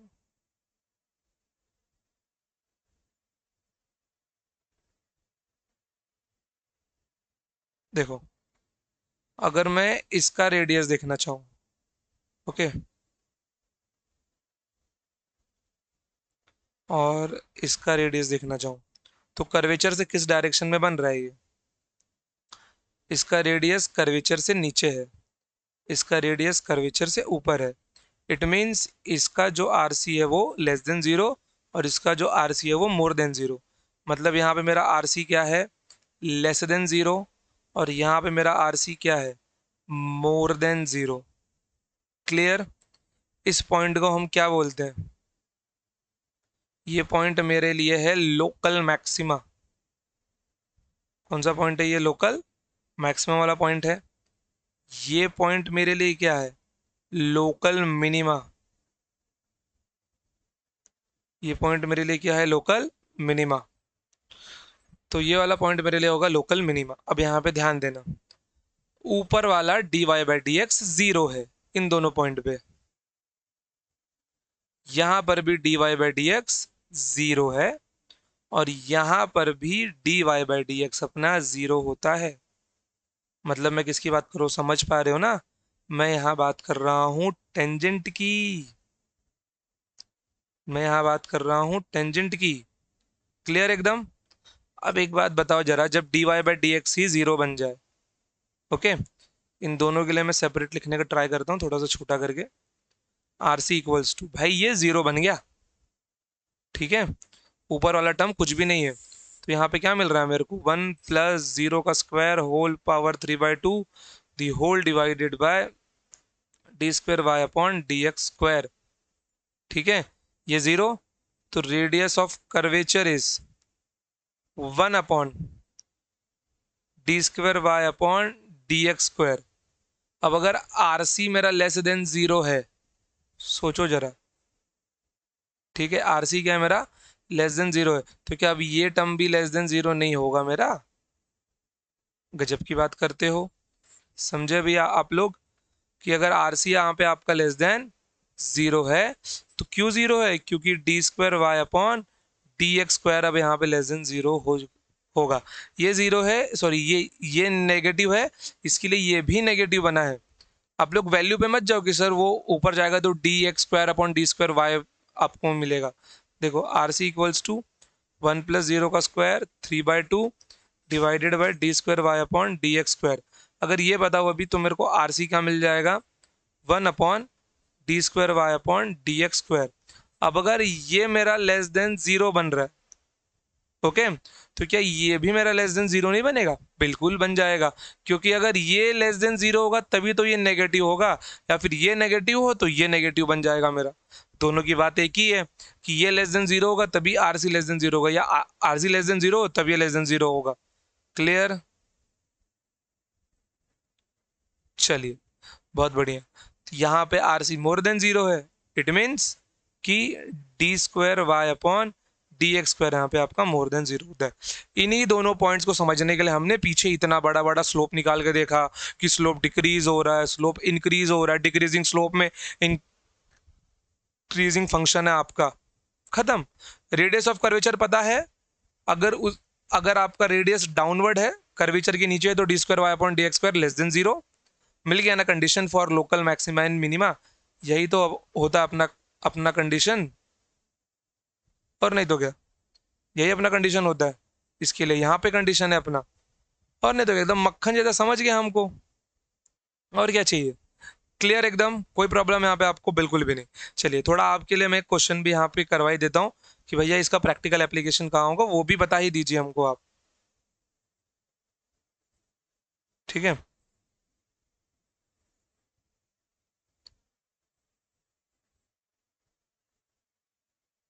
अब बस ज़्यादा लेक्चर नहीं बचा, क्योंकि आपको जानते हो कि क्वेश्चन सॉल्विंग झमाझम होता है, बस थोड़ा सा समय लगता है कि हम लोग कंसेप्ट सीखें। ग्राफ आपको ऐसा मिल गया है, क्योंकि ग्राफ ऐसा नहीं होता, ग्राफ पूरा का पूरा आपका ऐसा होता है।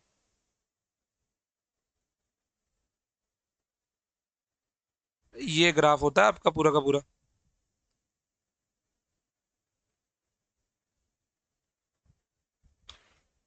ओके, तो ग्राफ का इक्वेशन क्या है मेरा, y equals to x square, y equals to K X square, ideal equation है मेरा ये। तो अगर मैं ध्यान दूं यहाँ पर, एकदम स्मूथ ग्राफ निकालना है ना, रुको।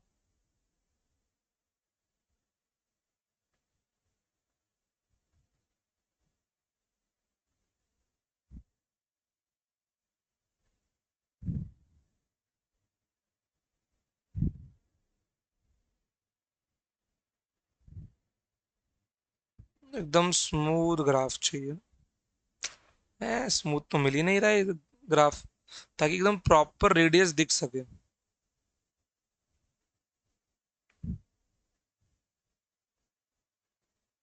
लेट्स सी, इसमें दिखेगा? चलो, दिख रहा है इसके अंदर। अगर मैं इस पॉइंट पे रेडियस ऑफ कर्वेचर की वैल्यू पूछूं, तो एक बात बताओ, क्या यहाँ पे सर्कल नहीं बनेगा मेरा? बनेगा ना सर्कल मेरा, ग्राफ का सर्कल तो यहाँ भी बनेगा। तो ये होगा मेरा radius of curvature, R C. तो इस रेडियस ऑफ कर्वेचर की वैल्यू चाहिए। एक बात तो ये सर्कल के ऊपर है तो ये इसकी वैल्यू क्या मिलने वाली है, पॉजिटिव ही मिलने वाली है। आ जाओ इसको सॉल्व किया जाए। तो मेरे को पूरे इक्वेशन में रखने के लिए केवल क्या चाहिए, d Y by D x और D square Y upon D x square की वैल्यू चाहिए। तो मेरा वाई है के एक्स स्क्वायर, तो मेरे को यहाँ से D Y by D x क्या मिलने वाला है, 2kx मिलने वाला है। अब मेरे को इसका भी डिफ्रेंसिएशन करना है, that's it D square Y upon D x square कितना मिल जाएगा, 2k मिल जाएगा मेरे को ये। बस बिल्कुल, अब रख दो यहाँ पर।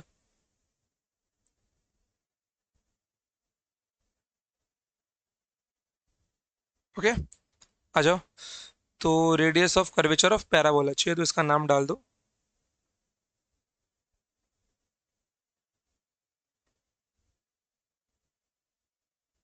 Radius of curvature of parabola,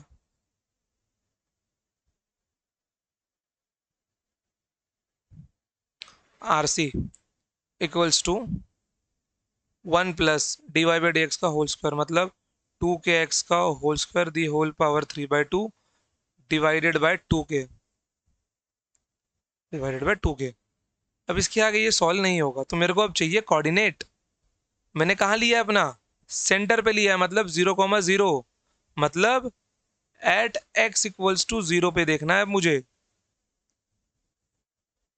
मैं वहीं पे तो देखना चाहता हूँ अभी रेडियस मेरा। तो एट x इक्वल्स टू 0 पे क्या मिलने वाला है मेरे को, आर सी इक्वल्स टू पूरा ऊपर का ये 0, ये 1 बचेगा, 1 का पावर 3/2 1, तो मेरे को मिलने वाला है 1/2k। This is the radius of curvature of parabola. Clear एकदम, कोई प्रॉब्लम यहाँ पे आपको बिल्कुल भी नहीं, होनी भी नहीं चाहिए यार। ठीक है, तो यहाँ पे अपना मैक्सिमम मिनिमा डिफरेंशिएशन मान के चलिए खत्म। अब इसके बाद होगा क्वेश्चन, क्वेश्चन के बाद इंटीग्रेशन, इंटीग्रेशन के बाद में आपका मास डेंसिटी के ऊपर क्वेश्चन होगा। ओके, तो मास डेंसिटी मान लीजिए कि आपका लगेगा लगभग लगभग 2 लेक्चर, बस। मतलब अब हम लोग 3 लेक्चर और चैप्टर खत्म छम से एकदम। 18 लेक्चर के ऊपर अपना होगा बेसिक मैथ्स, और बेसिक मैथ्स का पूरा एक वीडियो आएगा कंबाइन करके, जितने लेक्चर्स मैंने लिए हैं सबको मर्ज करके अपलोड करूंगा मैं। That is like a basic maths का 1 शॉट। देखो ना, बच्चों को 1 शॉट बहुत पसंद होता है। जो नालायक साले पढ़ते नहीं है, बोलते हैं 1 शॉट से मारेंगे, चैप्टर भरा पड़ेगा पूरा, खत्म कर देंगे, उखाड़ के फेंक देंगे चैप्टर, अपन ही टॉपर, ऐसा उनके मन भ्रम होता है। बट कोई बात नहीं, वो देखे 1 शॉट, मेरा 1 शॉट देखे 18-18 घंटे का, चलेगा मुझे। एक साथ तो नहीं दूंगा 18 घंटा, तो पूरा मर्ज करके ही अपलोड करने वाला हूँ। ओके, चलिए तो क्वेश्चन पे बढ़ते हैं हम लोग। आइए, consider function of y equals to sin x plus cos x, find the maximum and value, find the maximum value of the function. इस फंक्शन का हमें मैक्सिमा निकालना है। ठीक है, क्या निकालना है हमें, मैक्सिमम और मिनिमम निकालना है। तो सबसे पहले, अच्छा मैंने आपको फॉर्मूला नहीं बताया ना, अच्छा बताया तो था लास्ट लेक्चर में, हाँ नहीं तो, और देखो डिफ्रेंसिएशन के ऊपर क्वेश्चन हुआ तो था अपना। तो y equals to sine x plus cos X. चलो, तो इक्वेशन दिया y equals to sine x plus cos X. एक काम करो ना जरा, जरा यहाँ पे ना साइड में स्टेप्स लिख लोगे कि हम लोगों को कैलकुलेट कैसे करना होगा मैक्सिमम या मिनिमम वैल्यू किसी फंक्शन का। ठीक है, यहाँ पर मैं स्टेप्स लिख देता हूँ। ठीक है, steps to calculate maxima and minima. Okay, steps to calculate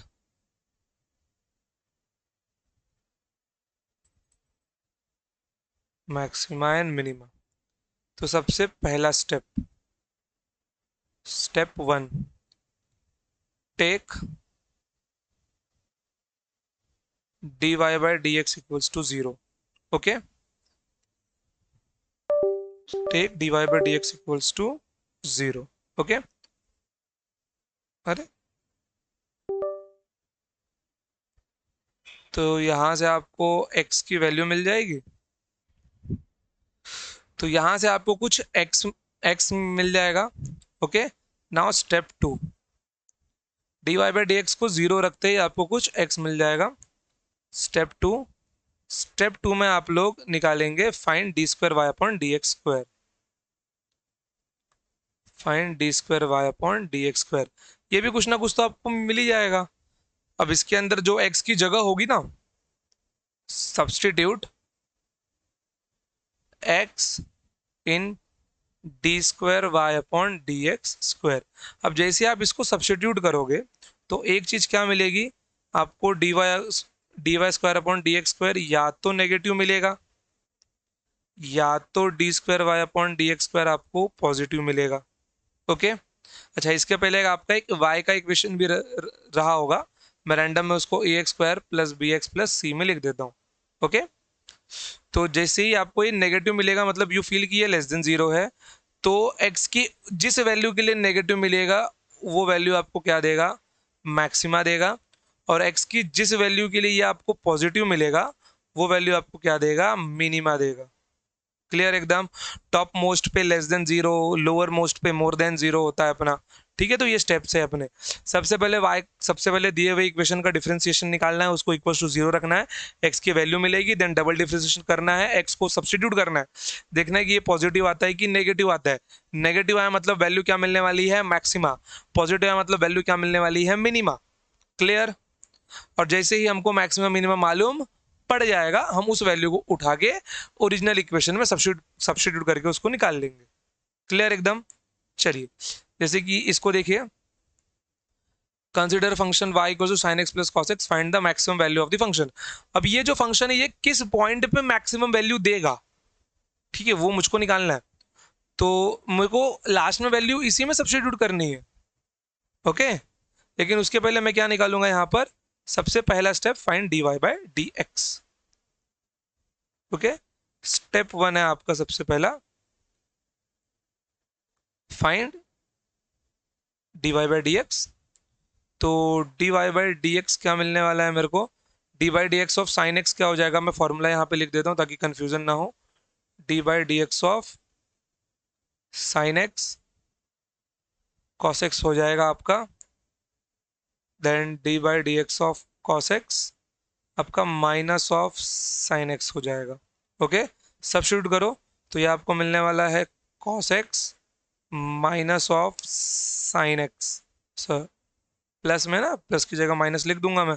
चलो कुछ लोगों के लिए ये भी लिखिए देता हूँ भाई, D by D x of sine x plus D by D x of cos x क्या हो जाएगा, ये आपका कॉस एक्स होगा और ये आपका माइनस ऑफ साइन एक्स हो जाएगा।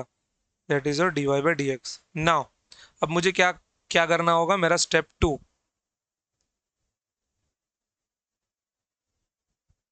Put d Y by D x as 0। तो मतलब cos x minus of sign x equals to 0 मेरा निकल आएगा। तो यहाँ से क्या मिल जाएगा, sine x equals to cos x. किसी को कॉस एक्स और साइन एक्स बराबर करना वो भी कर सकते हैं, इसको नीचे लूंगा मैं।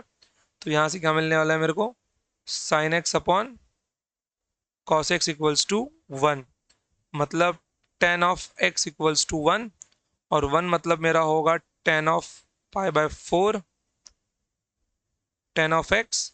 तो भाई साहब एक्स की वैल्यू मुझे मिल जाएगी पाई बाय 4। तो एक्स की वैल्यू मेरे को मिल गई।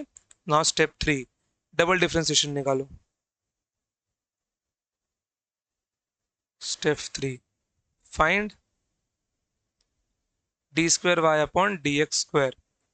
कैसे निकालूंगा मैं, d square Y upon D x square मेरा होगा D by D x of D Y by D x. Okay, तो d by D x of D Y by D x कितना है आपका, cos x minus of sine x.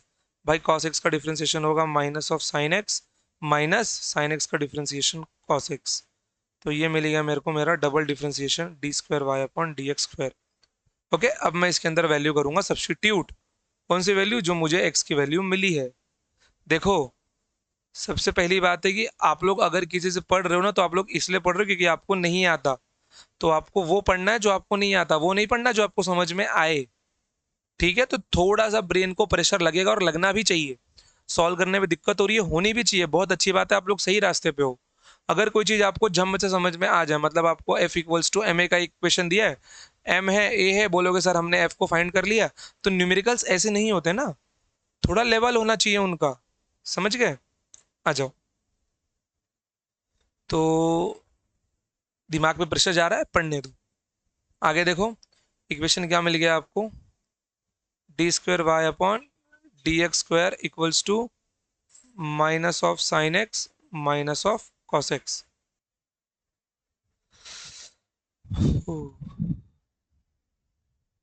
Okay, तो भैया यहाँ पर मेरे को x की वैल्यू पाई बाय 4 रखनी है, देखना है कि ये पॉजिटिव आता है कि नेगेटिव आता है। So d square Y upon D x square, d square Y upon D x square at x equals to pi by 4, कितना मिल जाएगा ये, minus sin of pi by 4 minus cos of pi by 4, कितना मिल जाएगा ये मेरे को, -1/√2, ये -1/√2। ओके, √2 कॉमन लूंगा तो ऊपर -1 -2 मिल जाएगा। भैया बेसिक मैथ्स में सिखाया मैंने, 2/√2 क्या होता है, √2 होता है, मतलब मैं 2 को लिख सकता हूँ √2 इंटू √2, तो एक √2 कैंसिल होगा यहाँ पर। तो यहाँ पे आपको क्या मिल जाएगा, फाइनल आंसर √2 मिल जाएगा। काफी बड़ा इक्वेशन बन गया, जगह यहीं पे निपटाता हूँ मैं। It will become -2/√2 minus of √2। तो here you can see that कि D square Y upon D x square क्या आ गया आपका, at x equals to pi by 4, ये नेगेटिव आ गया है, जीरो मिल गया है। मीन्स मुझको यहाँ पर कौन सी वैल्यू मिलने वाली है,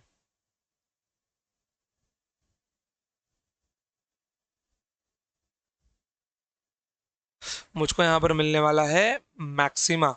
क्लियर एकदम। अब बस x की वैल्यू यहाँ पे पाई पाई बाय 4 रखनी है, जिसपे मेरे को मैक्सिमा मिलेगा। मुझे वो पॉइंट जानना है कि किस पॉइंट पे मैक्सिमम वैल्यू देगा।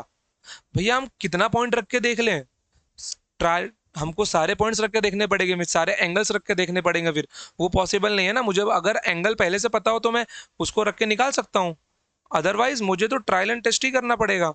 Sine x plus cos x, तो sin of pi by 4 plus cos of pi by 4, easy. 1/√2 plus 1/√2, 2/√2, final answer √2। 1/√2 plus 1/√2, 2/√2, तो ये मैक्सिमम वैल्यू है। तो y की मैक्सिमम वैल्यू कितनी मिल जाएगी आपको, √2 मिल जाएगी। क्लियर। थोड़ा सा लेंथीएस्ट वन था बट इजी, समझ में आ गया हमको सवाल। ओके, चलिए आगे बढ़ते हैं अब। The height reached in time t by a particle thrown upward with the speed u is given by h equals to ut minus half gt square. Find the time taken in reaching the maximum height. Okay, देखो max निकालना हो या फिर minimum निकालना हो, एक चीज common होती है, पता है क्या, कि आपका dy बाई डी एक्स आपको जीरो करना ही पड़ेगा। तो मैक्सिमम निकालने के लिए भी मुझे dy by D x zero करना है, मिनिमम निकालने के लिए मुझे dy by D x zero करना है। तो मैक्सिमम हाइट पे जाने के लिए इसने टाइम कितना लिया होगा, ओके वो निकालना है मुझे। तो देखो यहाँ पर सॉल्यूशन, तो फॉर मैक्सिमा एंड मिनिमा मेरे को डी एक्स बाई ये D Y by D x zero करना ही पड़ेगा। बट यहाँ पे क्या बोल रहा है, हाइट रीज इन टाइम टी, मतलब यहाँ पे जो हाइट है वो एफ ऑफ टी है, देखे ना ये टाइम के फंक्शन में लिखा हुआ है। मतलब मुझे क्या निकालना होगा, D h by d T निकालना होगा। एच कितना दिया हुआ है मेरे को, U T minus half G T square. So D h by d T, यहाँ पे क्या मिलने वाला है, D by d t of U T minus half G T square. तो ये मेरे को मिल जाएगा D by d t of U T, मतलब यू माइनस ऑफ हाफ जी, और टी स्क्वायर का डिफ्रेंसिएशन 2t। थोड़ा सा आगे बढ़ो बट फिर मैं भी यहाँ पे स्टेप में लिख देता हूँ, D by d t of U T, you बाहर निकल जाएगा, 1 का 2 आ जाएगा, यहाँ पर 1/2 इंटू जी भी बाहर निकल जाएगा, तो D by d t of T square मतलब 2t आपको मिल जाएगा। ठीक है, 2 से 2 क्या होगा आपका, कैंसिल होगा। तो ये आपको क्या मिल गया, u minus g t your d h by d t. Now for maximum, for max height, maximum height पे जाने के लिए d h by d t क्या होना पड़ेगा? Zero. Okay, d h by d t is equals to zero, मतलब u minus g t equals to zero. तो g t equals to u, so t equals to u by g. Clear? ये है मेरा equation. यही same चीज आप लोग class 9th और 10th में s equals to u t plus half a t square से करते थे, बट अदर मेथड से u बाई जी वहां भी आता था आपका। ठीक है, अगर आपको मोशन अंडर ग्रेविटी या फ्री फॉल वगैरह याद हो, यहाँ फेंकते थे, यहाँ पे स्पीड जीरो होती थी, फिर ये यहाँ पे गिरता था, पॉइंट ए बी सी होता था, इसका मैक्सिमम हाइट ये एच है। तो आप लोग यहाँ पे यू लेते थे, यहाँ पे फाइनल वेलोसिटी जीरो लेते थे, फिर v equals to u plus a t में सब्सटीट्यूट करते थे, फिर से वहां पे आपको u बाई जी मिलता था क्योंकि a वहां पे आपका g होता था। तो वहां पे अलग मेथड थे, यहाँ पे अलग मेथड से, बस आंसर अपना सही आ रहा है। कैलकुलस कैलकुलेशन को और सिंपल बनाता है। ओके, चलिए, तो इतने टाइम लगेंगे उसको मैक्सिमम हाइट पे पहुंचने के लिए। ओके, चलिए, distance travelled by body as a function of time x। बहुत बढ़िया। क्या दिया हुआ है? T cube minus three t square plus six, where x is in metre, ये मीटर है। ओके, ये मीटर में है, and t is in seconds. Find the maximum and minimum displacement of a body from the origin. Okay, मुझे maximum और minimum displacement बताना है। भाई ये क्वेश्चन सीटी में आ सकता है। मोशन इन प्लेन का सवाल है, मतलब मोशन इन प्लेन में अपने दो चैप्टर आते हैं, स्ट्रेट लाइन और प्लेन। तो ये स्ट्रेट लाइन का सवाल है, इक्वेशन देख के पूछ लेगा कि मैक्सिमम डिस्प्लेसमेंट और ये मिनिमम डिस्प्लेसमेंट कितना होगा ओरिजिन से। तब क्या करेंगे हम लोग, हम तो हमको ये आना जरूरी है वहां पर। ठीक है, चलिए, तो इक्वेशन लिखिए। x equals to t cube minus three t square plus six. तो मैं सब स्टेप्स नहीं करने वाला, कुछ ही स्टेप्स करने वाला हूँ। सब्सटीट्यूट आपको ही करना है। सबसे पहला step, d x by d t calculate करो, कितना मिल जाएगा? Three t square minus six t plus six का zero. Now d x by d t को अब जीरो पुट करना है आपको। Okay, put d x by d t equals to zero, three t square minus six t equals to zero. तो जैसे आपने इसको जीरो पुट किया, एक काम करो, थ्री टी कॉमन निकाल लो आप लोग जरा। थ्री टी कॉमन निकालते ही इक्वेशन क्या मिलने वाला है? T minus two. Okay, t minus two equal to zero मिलेगा। अब इन दोनों का मल्टीप्लीकेशन जीरो है, कब पॉसिबल है? या तो थ्री टी जीरो या तो टी माइनस टू जीरो हो।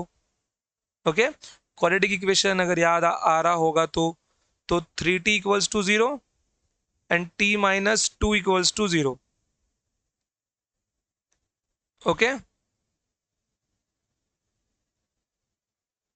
तो मेरे को टाइम की दो वैल्यूज मिल गई, एक मिल गई 0 सेकेंड, 0/3 जीरो, और एक मेरे को टी की वैल्यू मिल गई 2 सेकेंड। ओके, तो मेरा जो डिस्प्लेसमेंट है वो इन दोनों पॉइंट में से किसी एक पे मैक्स होगा और किसी एक पे मिनिमम होगा, लेकिन मुझे नहीं पता किस पे मैक्स और किस पे मिनिमम होगा। मैं बार बार रख के तो चेक नहीं करने वाला ना। आप लोग एक बार रख के देख सकते हो, जो वैल्यू आपको मिलेगी दैट इज ओके। ठीक है, आप लोग यहाँ पे एक बार जीरो रखोगे, यहाँ पे एक बार दो दो रखोगे, आंसर आपको मिल जाएगा। लेकिन हमें अब बाय कैलकुलेशन पता लगाना है बिना वैल्यू को सब्सटीट्यूट किए।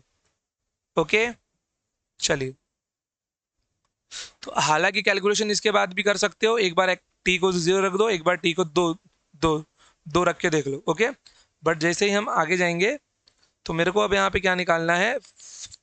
D square x upon d t square. कैसे मिलेगा मेरे को ये चेक करना है, पॉजिटिव या नेगेटिव।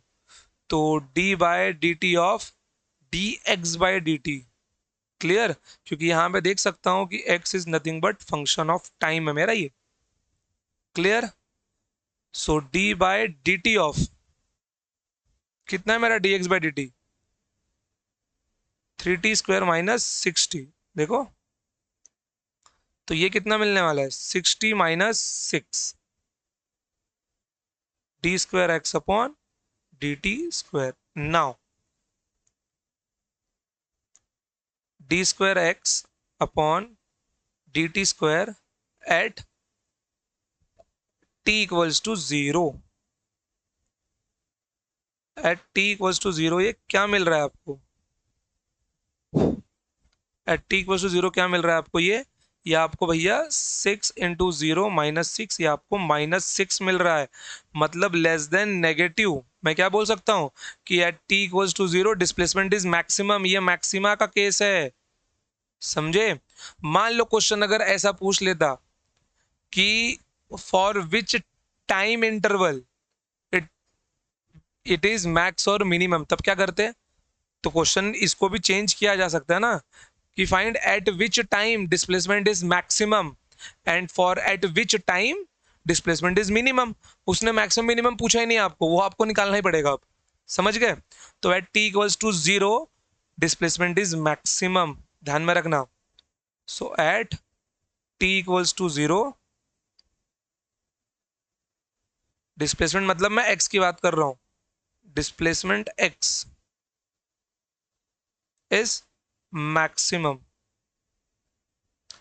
जितना जिसका बढ़िया बेसिक मैथ्स होता है उसका फिजिक्स उतना ही स्ट्रांग होता है, क्योंकि कैलकुलेशन में वो कभी फंसता नहीं है। Now d square x upon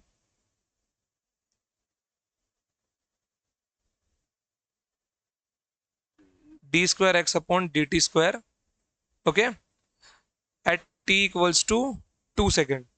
तो 6 × 2 -6, 12 - 6 भैया ये पॉजिटिव आया है, मतलब यहां पे मेरे को मिलने वाला है मिनिमा, मतलब मिनिमम डिस्प्लेसमेंट, ओके।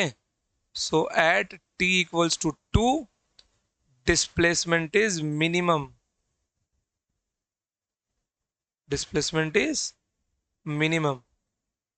हम लोग टी की वैल्यू यहां पर रख के देख देख तो लेते, लेकिन फिर ये वाला कंसेप्ट सीखने को नहीं मिलता हमको।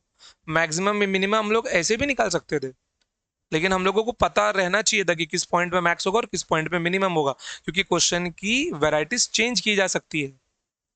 तो अब आइए यहाँ पे हम लोग क्या निकालेंगे अपना एक्स मैक्सिमम और एक्स मिनिमम। तो एक्स का इक्वेशन क्या है अपना? T cube -3t² T cube -3t² +6। तो यहाँ पे क्या मिल जाएगा मेरे को? ये एक्स की मैक्सिमम वैल्यू कहाँ पे होगी? जब टी की वैल्यू 0 होगी। तो at t equals to 0 x is minimum, x is maximum.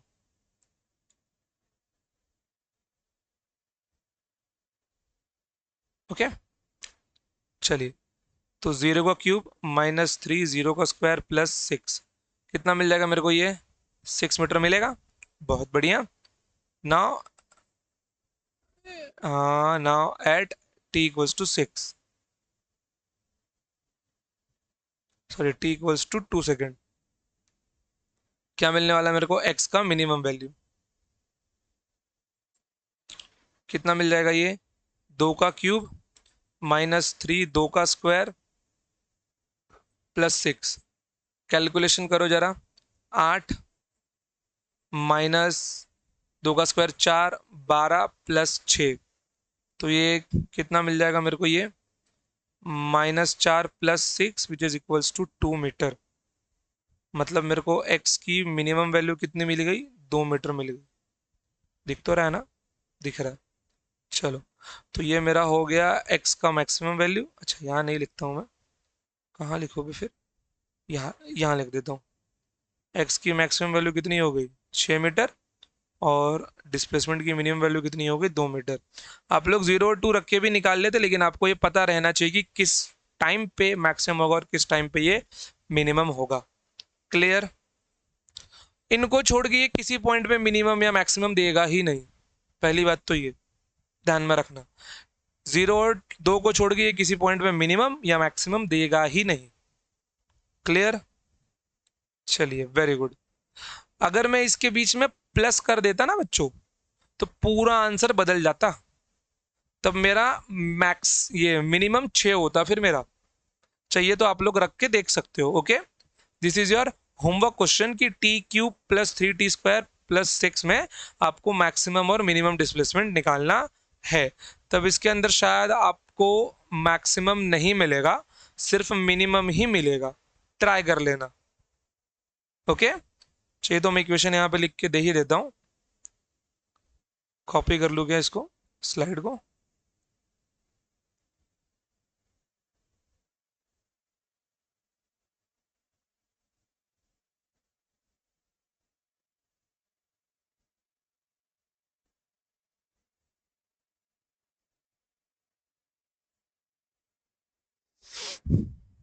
चलिए, तो यहाँ बीच में कितना आपका प्लस है। Okay, find maximum and minimum displacement of the origin of origin. तो इसके अंदर शायद से आपको मिनिमम मिलेगा ही, सॉरी मैक्स मिलेगा ही नहीं, क्योंकि आप टी की किसी भी वैल्यू के लिए देखोगे ये बढ़ता ही जाएगा। मिनिमम मिल सकता है जो कि मिनिमम 6 होगा, टी इक्वल्स टू 0 पे, क्योंकि इसने ओरिजिन से पूछा है, नशिब कोऑर्डिनेट नहीं दिया आपको, नहीं तो अपना बाल नोचते आप लोग अभी। 3t² + 6। Okay, D x by d T निकालो जरा इसका, क्या मिल जाएगा? 3t² + 6t। इजी। अब इसको 0 रखना पड़ेगा ना, तो d x by d T आपने 0 रखा, 3t² + 6t = 0, 3t² - 60। बड़ा गंदा सवाल बन गया बे। टी से टी कैंसिल हुआ, कितना बन गया है आपका? ये आपका 2 आ गया, -2 आ गया, अरे बाप रे। T equals to -2 second. कुछ मिलेगा आपको?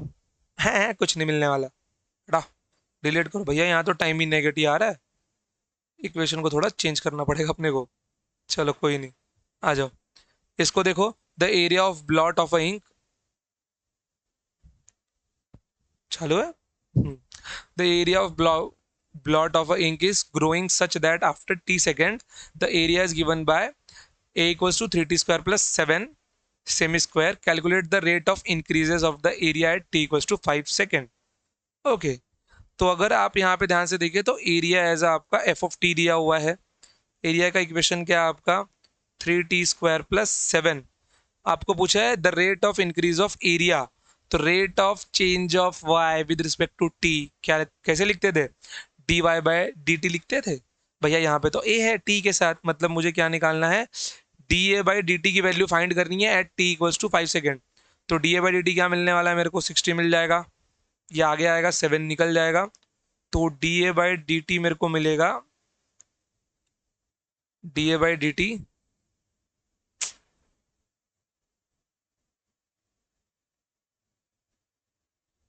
D a by d t मेरा होगा, स्ट्रेट कहीं नहीं खींच रहा ये, at t equals to 5 second. कित, कितना मिल जाएगा मेरे को ये?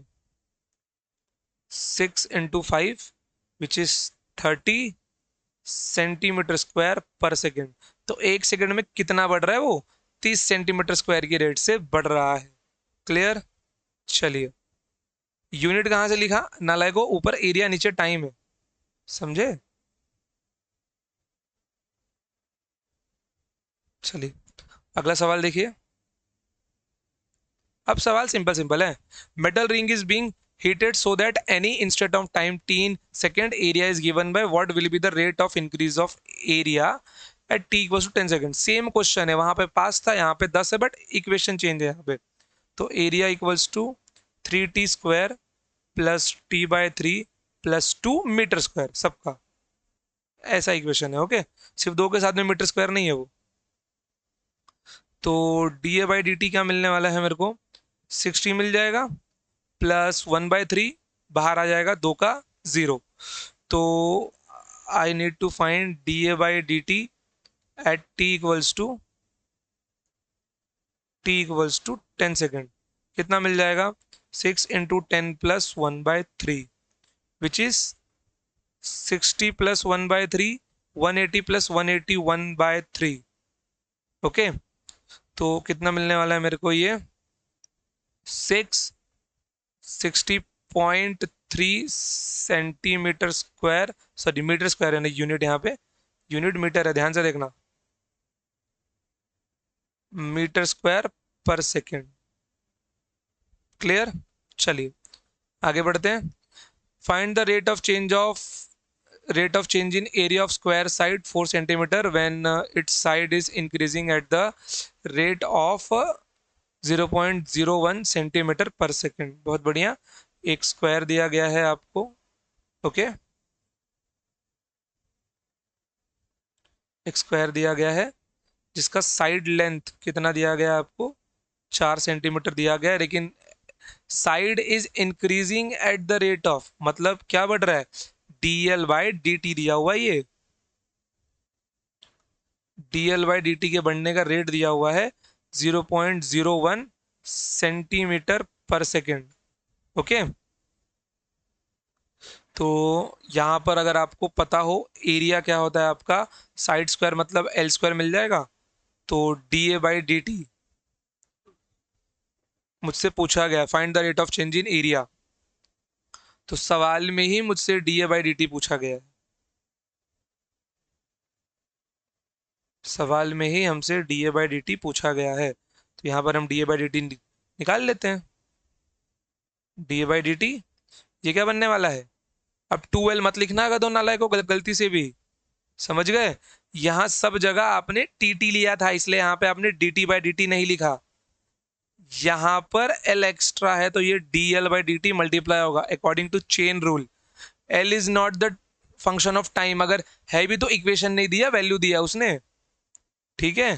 तो 2 × L, dl/dt की वैल्यू कितनी है यहाँ पे 0.01, तो L की वैल्यू कितनी है 4, इसकी वैल्यू है 0.01, कितना मिलने वाला है ये 8 × 0.01, कितना हो गया 0.08 सेंटीमीटर में ना, तो सेंटीमीटर स्क्वायर पर सेकेंड, तो एक सेकेंड में एरिया कितना बढ़ रहा है 0.08 सेंटीमीटर स्क्वायर से चेंज हो रहा है, clear,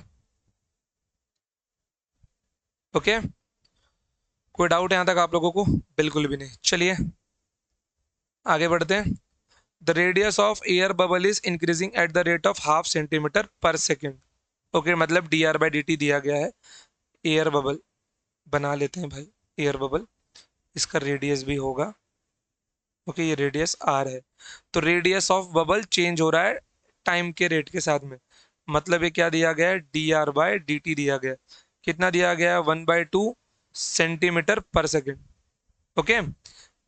determine the rate of increase in its volume, तो rate of increase in its volume when radius in 1 centimetre, मतलब मुझे फाइंड क्या करना है, dv/dt फाइंड करना है मुझे, बहुत बढ़िया। बबल का शेप कैसा होता है, बबल का शेप होता है स्पेरिकल, स्पीयर निकालते हैं फिर, अपने पास तो शेप की कमी ना है, ये आ गया अपना बबल, ये सेंटर पॉइंट, ये इसका रेडियस, ओके। तो भैया इसका वॉल्यूम क्या मिलने वाला है मेरे को 4/3 πr³ rate of change of volume पूछा हुआ है, rate of change of radius दिया हुआ है, तो भैया डिफरेंशिएट कर दो टाइम के साथ में, dv/dt, देखो टाइम कैसे मालूम पड़ा, मालूम है, यहाँ सेकंड दिया हुआ है, समझो, थोड़ा दिमाग लगाओ, ओके। तो यहाँ पर d/dt ऑफ 4/3 πr³, ओके, यहाँ पे लो,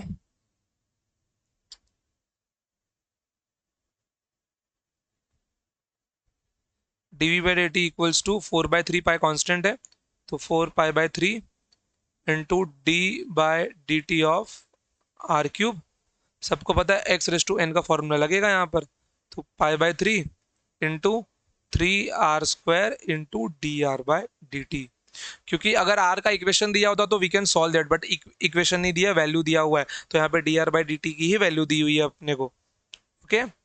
तो 4π/3 3r² इंटू dr/dt कितना दिया गया आपको, अच्छा रेडियस आपका 1 सेंटीमीटर है ना, तो यह आपका है 1/2, तो रखो भाई dv/dt, so dv/dt when radius is 1 centimetre, तो 4π/3 इंटू 3 इंटू 1 का स्क्वायर इंटू 1/2, आ जाओ, तो 2 2 ज़ा 4, 3 से 3 कैंसिल हो गया, मेरा आंसर कितना आ गया, dv/dt at r equals to 1 centimetre मिल रहा है आपको 2 पाई, वॉल्यूम है तो ऊपर क्या मिलने वाला है, सेंटीमीटर क्यूब, नीचे टाइम इसके लिए सेकंड। तो 1 सेकंड में वॉल्यूम कितने से बढ़ रहा है इसका, अगर हर सेकंड इसका रेडियस आधे सेंटीमीटर से बढ़ रहा है, देखो ना, यही होगा ना इसका 0.5 सेंटीमीटर पर सेकंड, मैं इसको लिख सकता हूँ 0.5 सेंटीमीटर पर सेकंड, ऐसा ही होगा ना।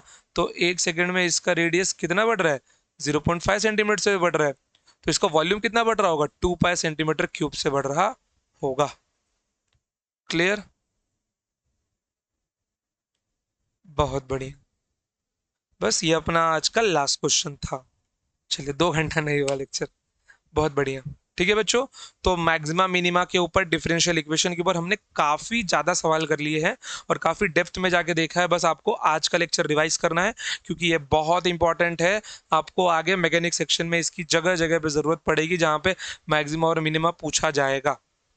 ठीक है बच्चों, चलिए तो आज के लिए इतना ही, मिलते हैं next time. Till then tata bye bye, जय हिंद जय भारत, लव यू ऑल। पढ़ते रहिए, खुश रहिए, और नीचे आपको टेलीग्राम चैनल का लिंक दिया गया, उसको ज्वाइन करना है, या फिर आप लोग जाके टेलीग्राम पे सर्च भी कर सकते हैं, एग्जाम प्रेप MST CET। ठीक है, चलिए bye bye, take care, love you all.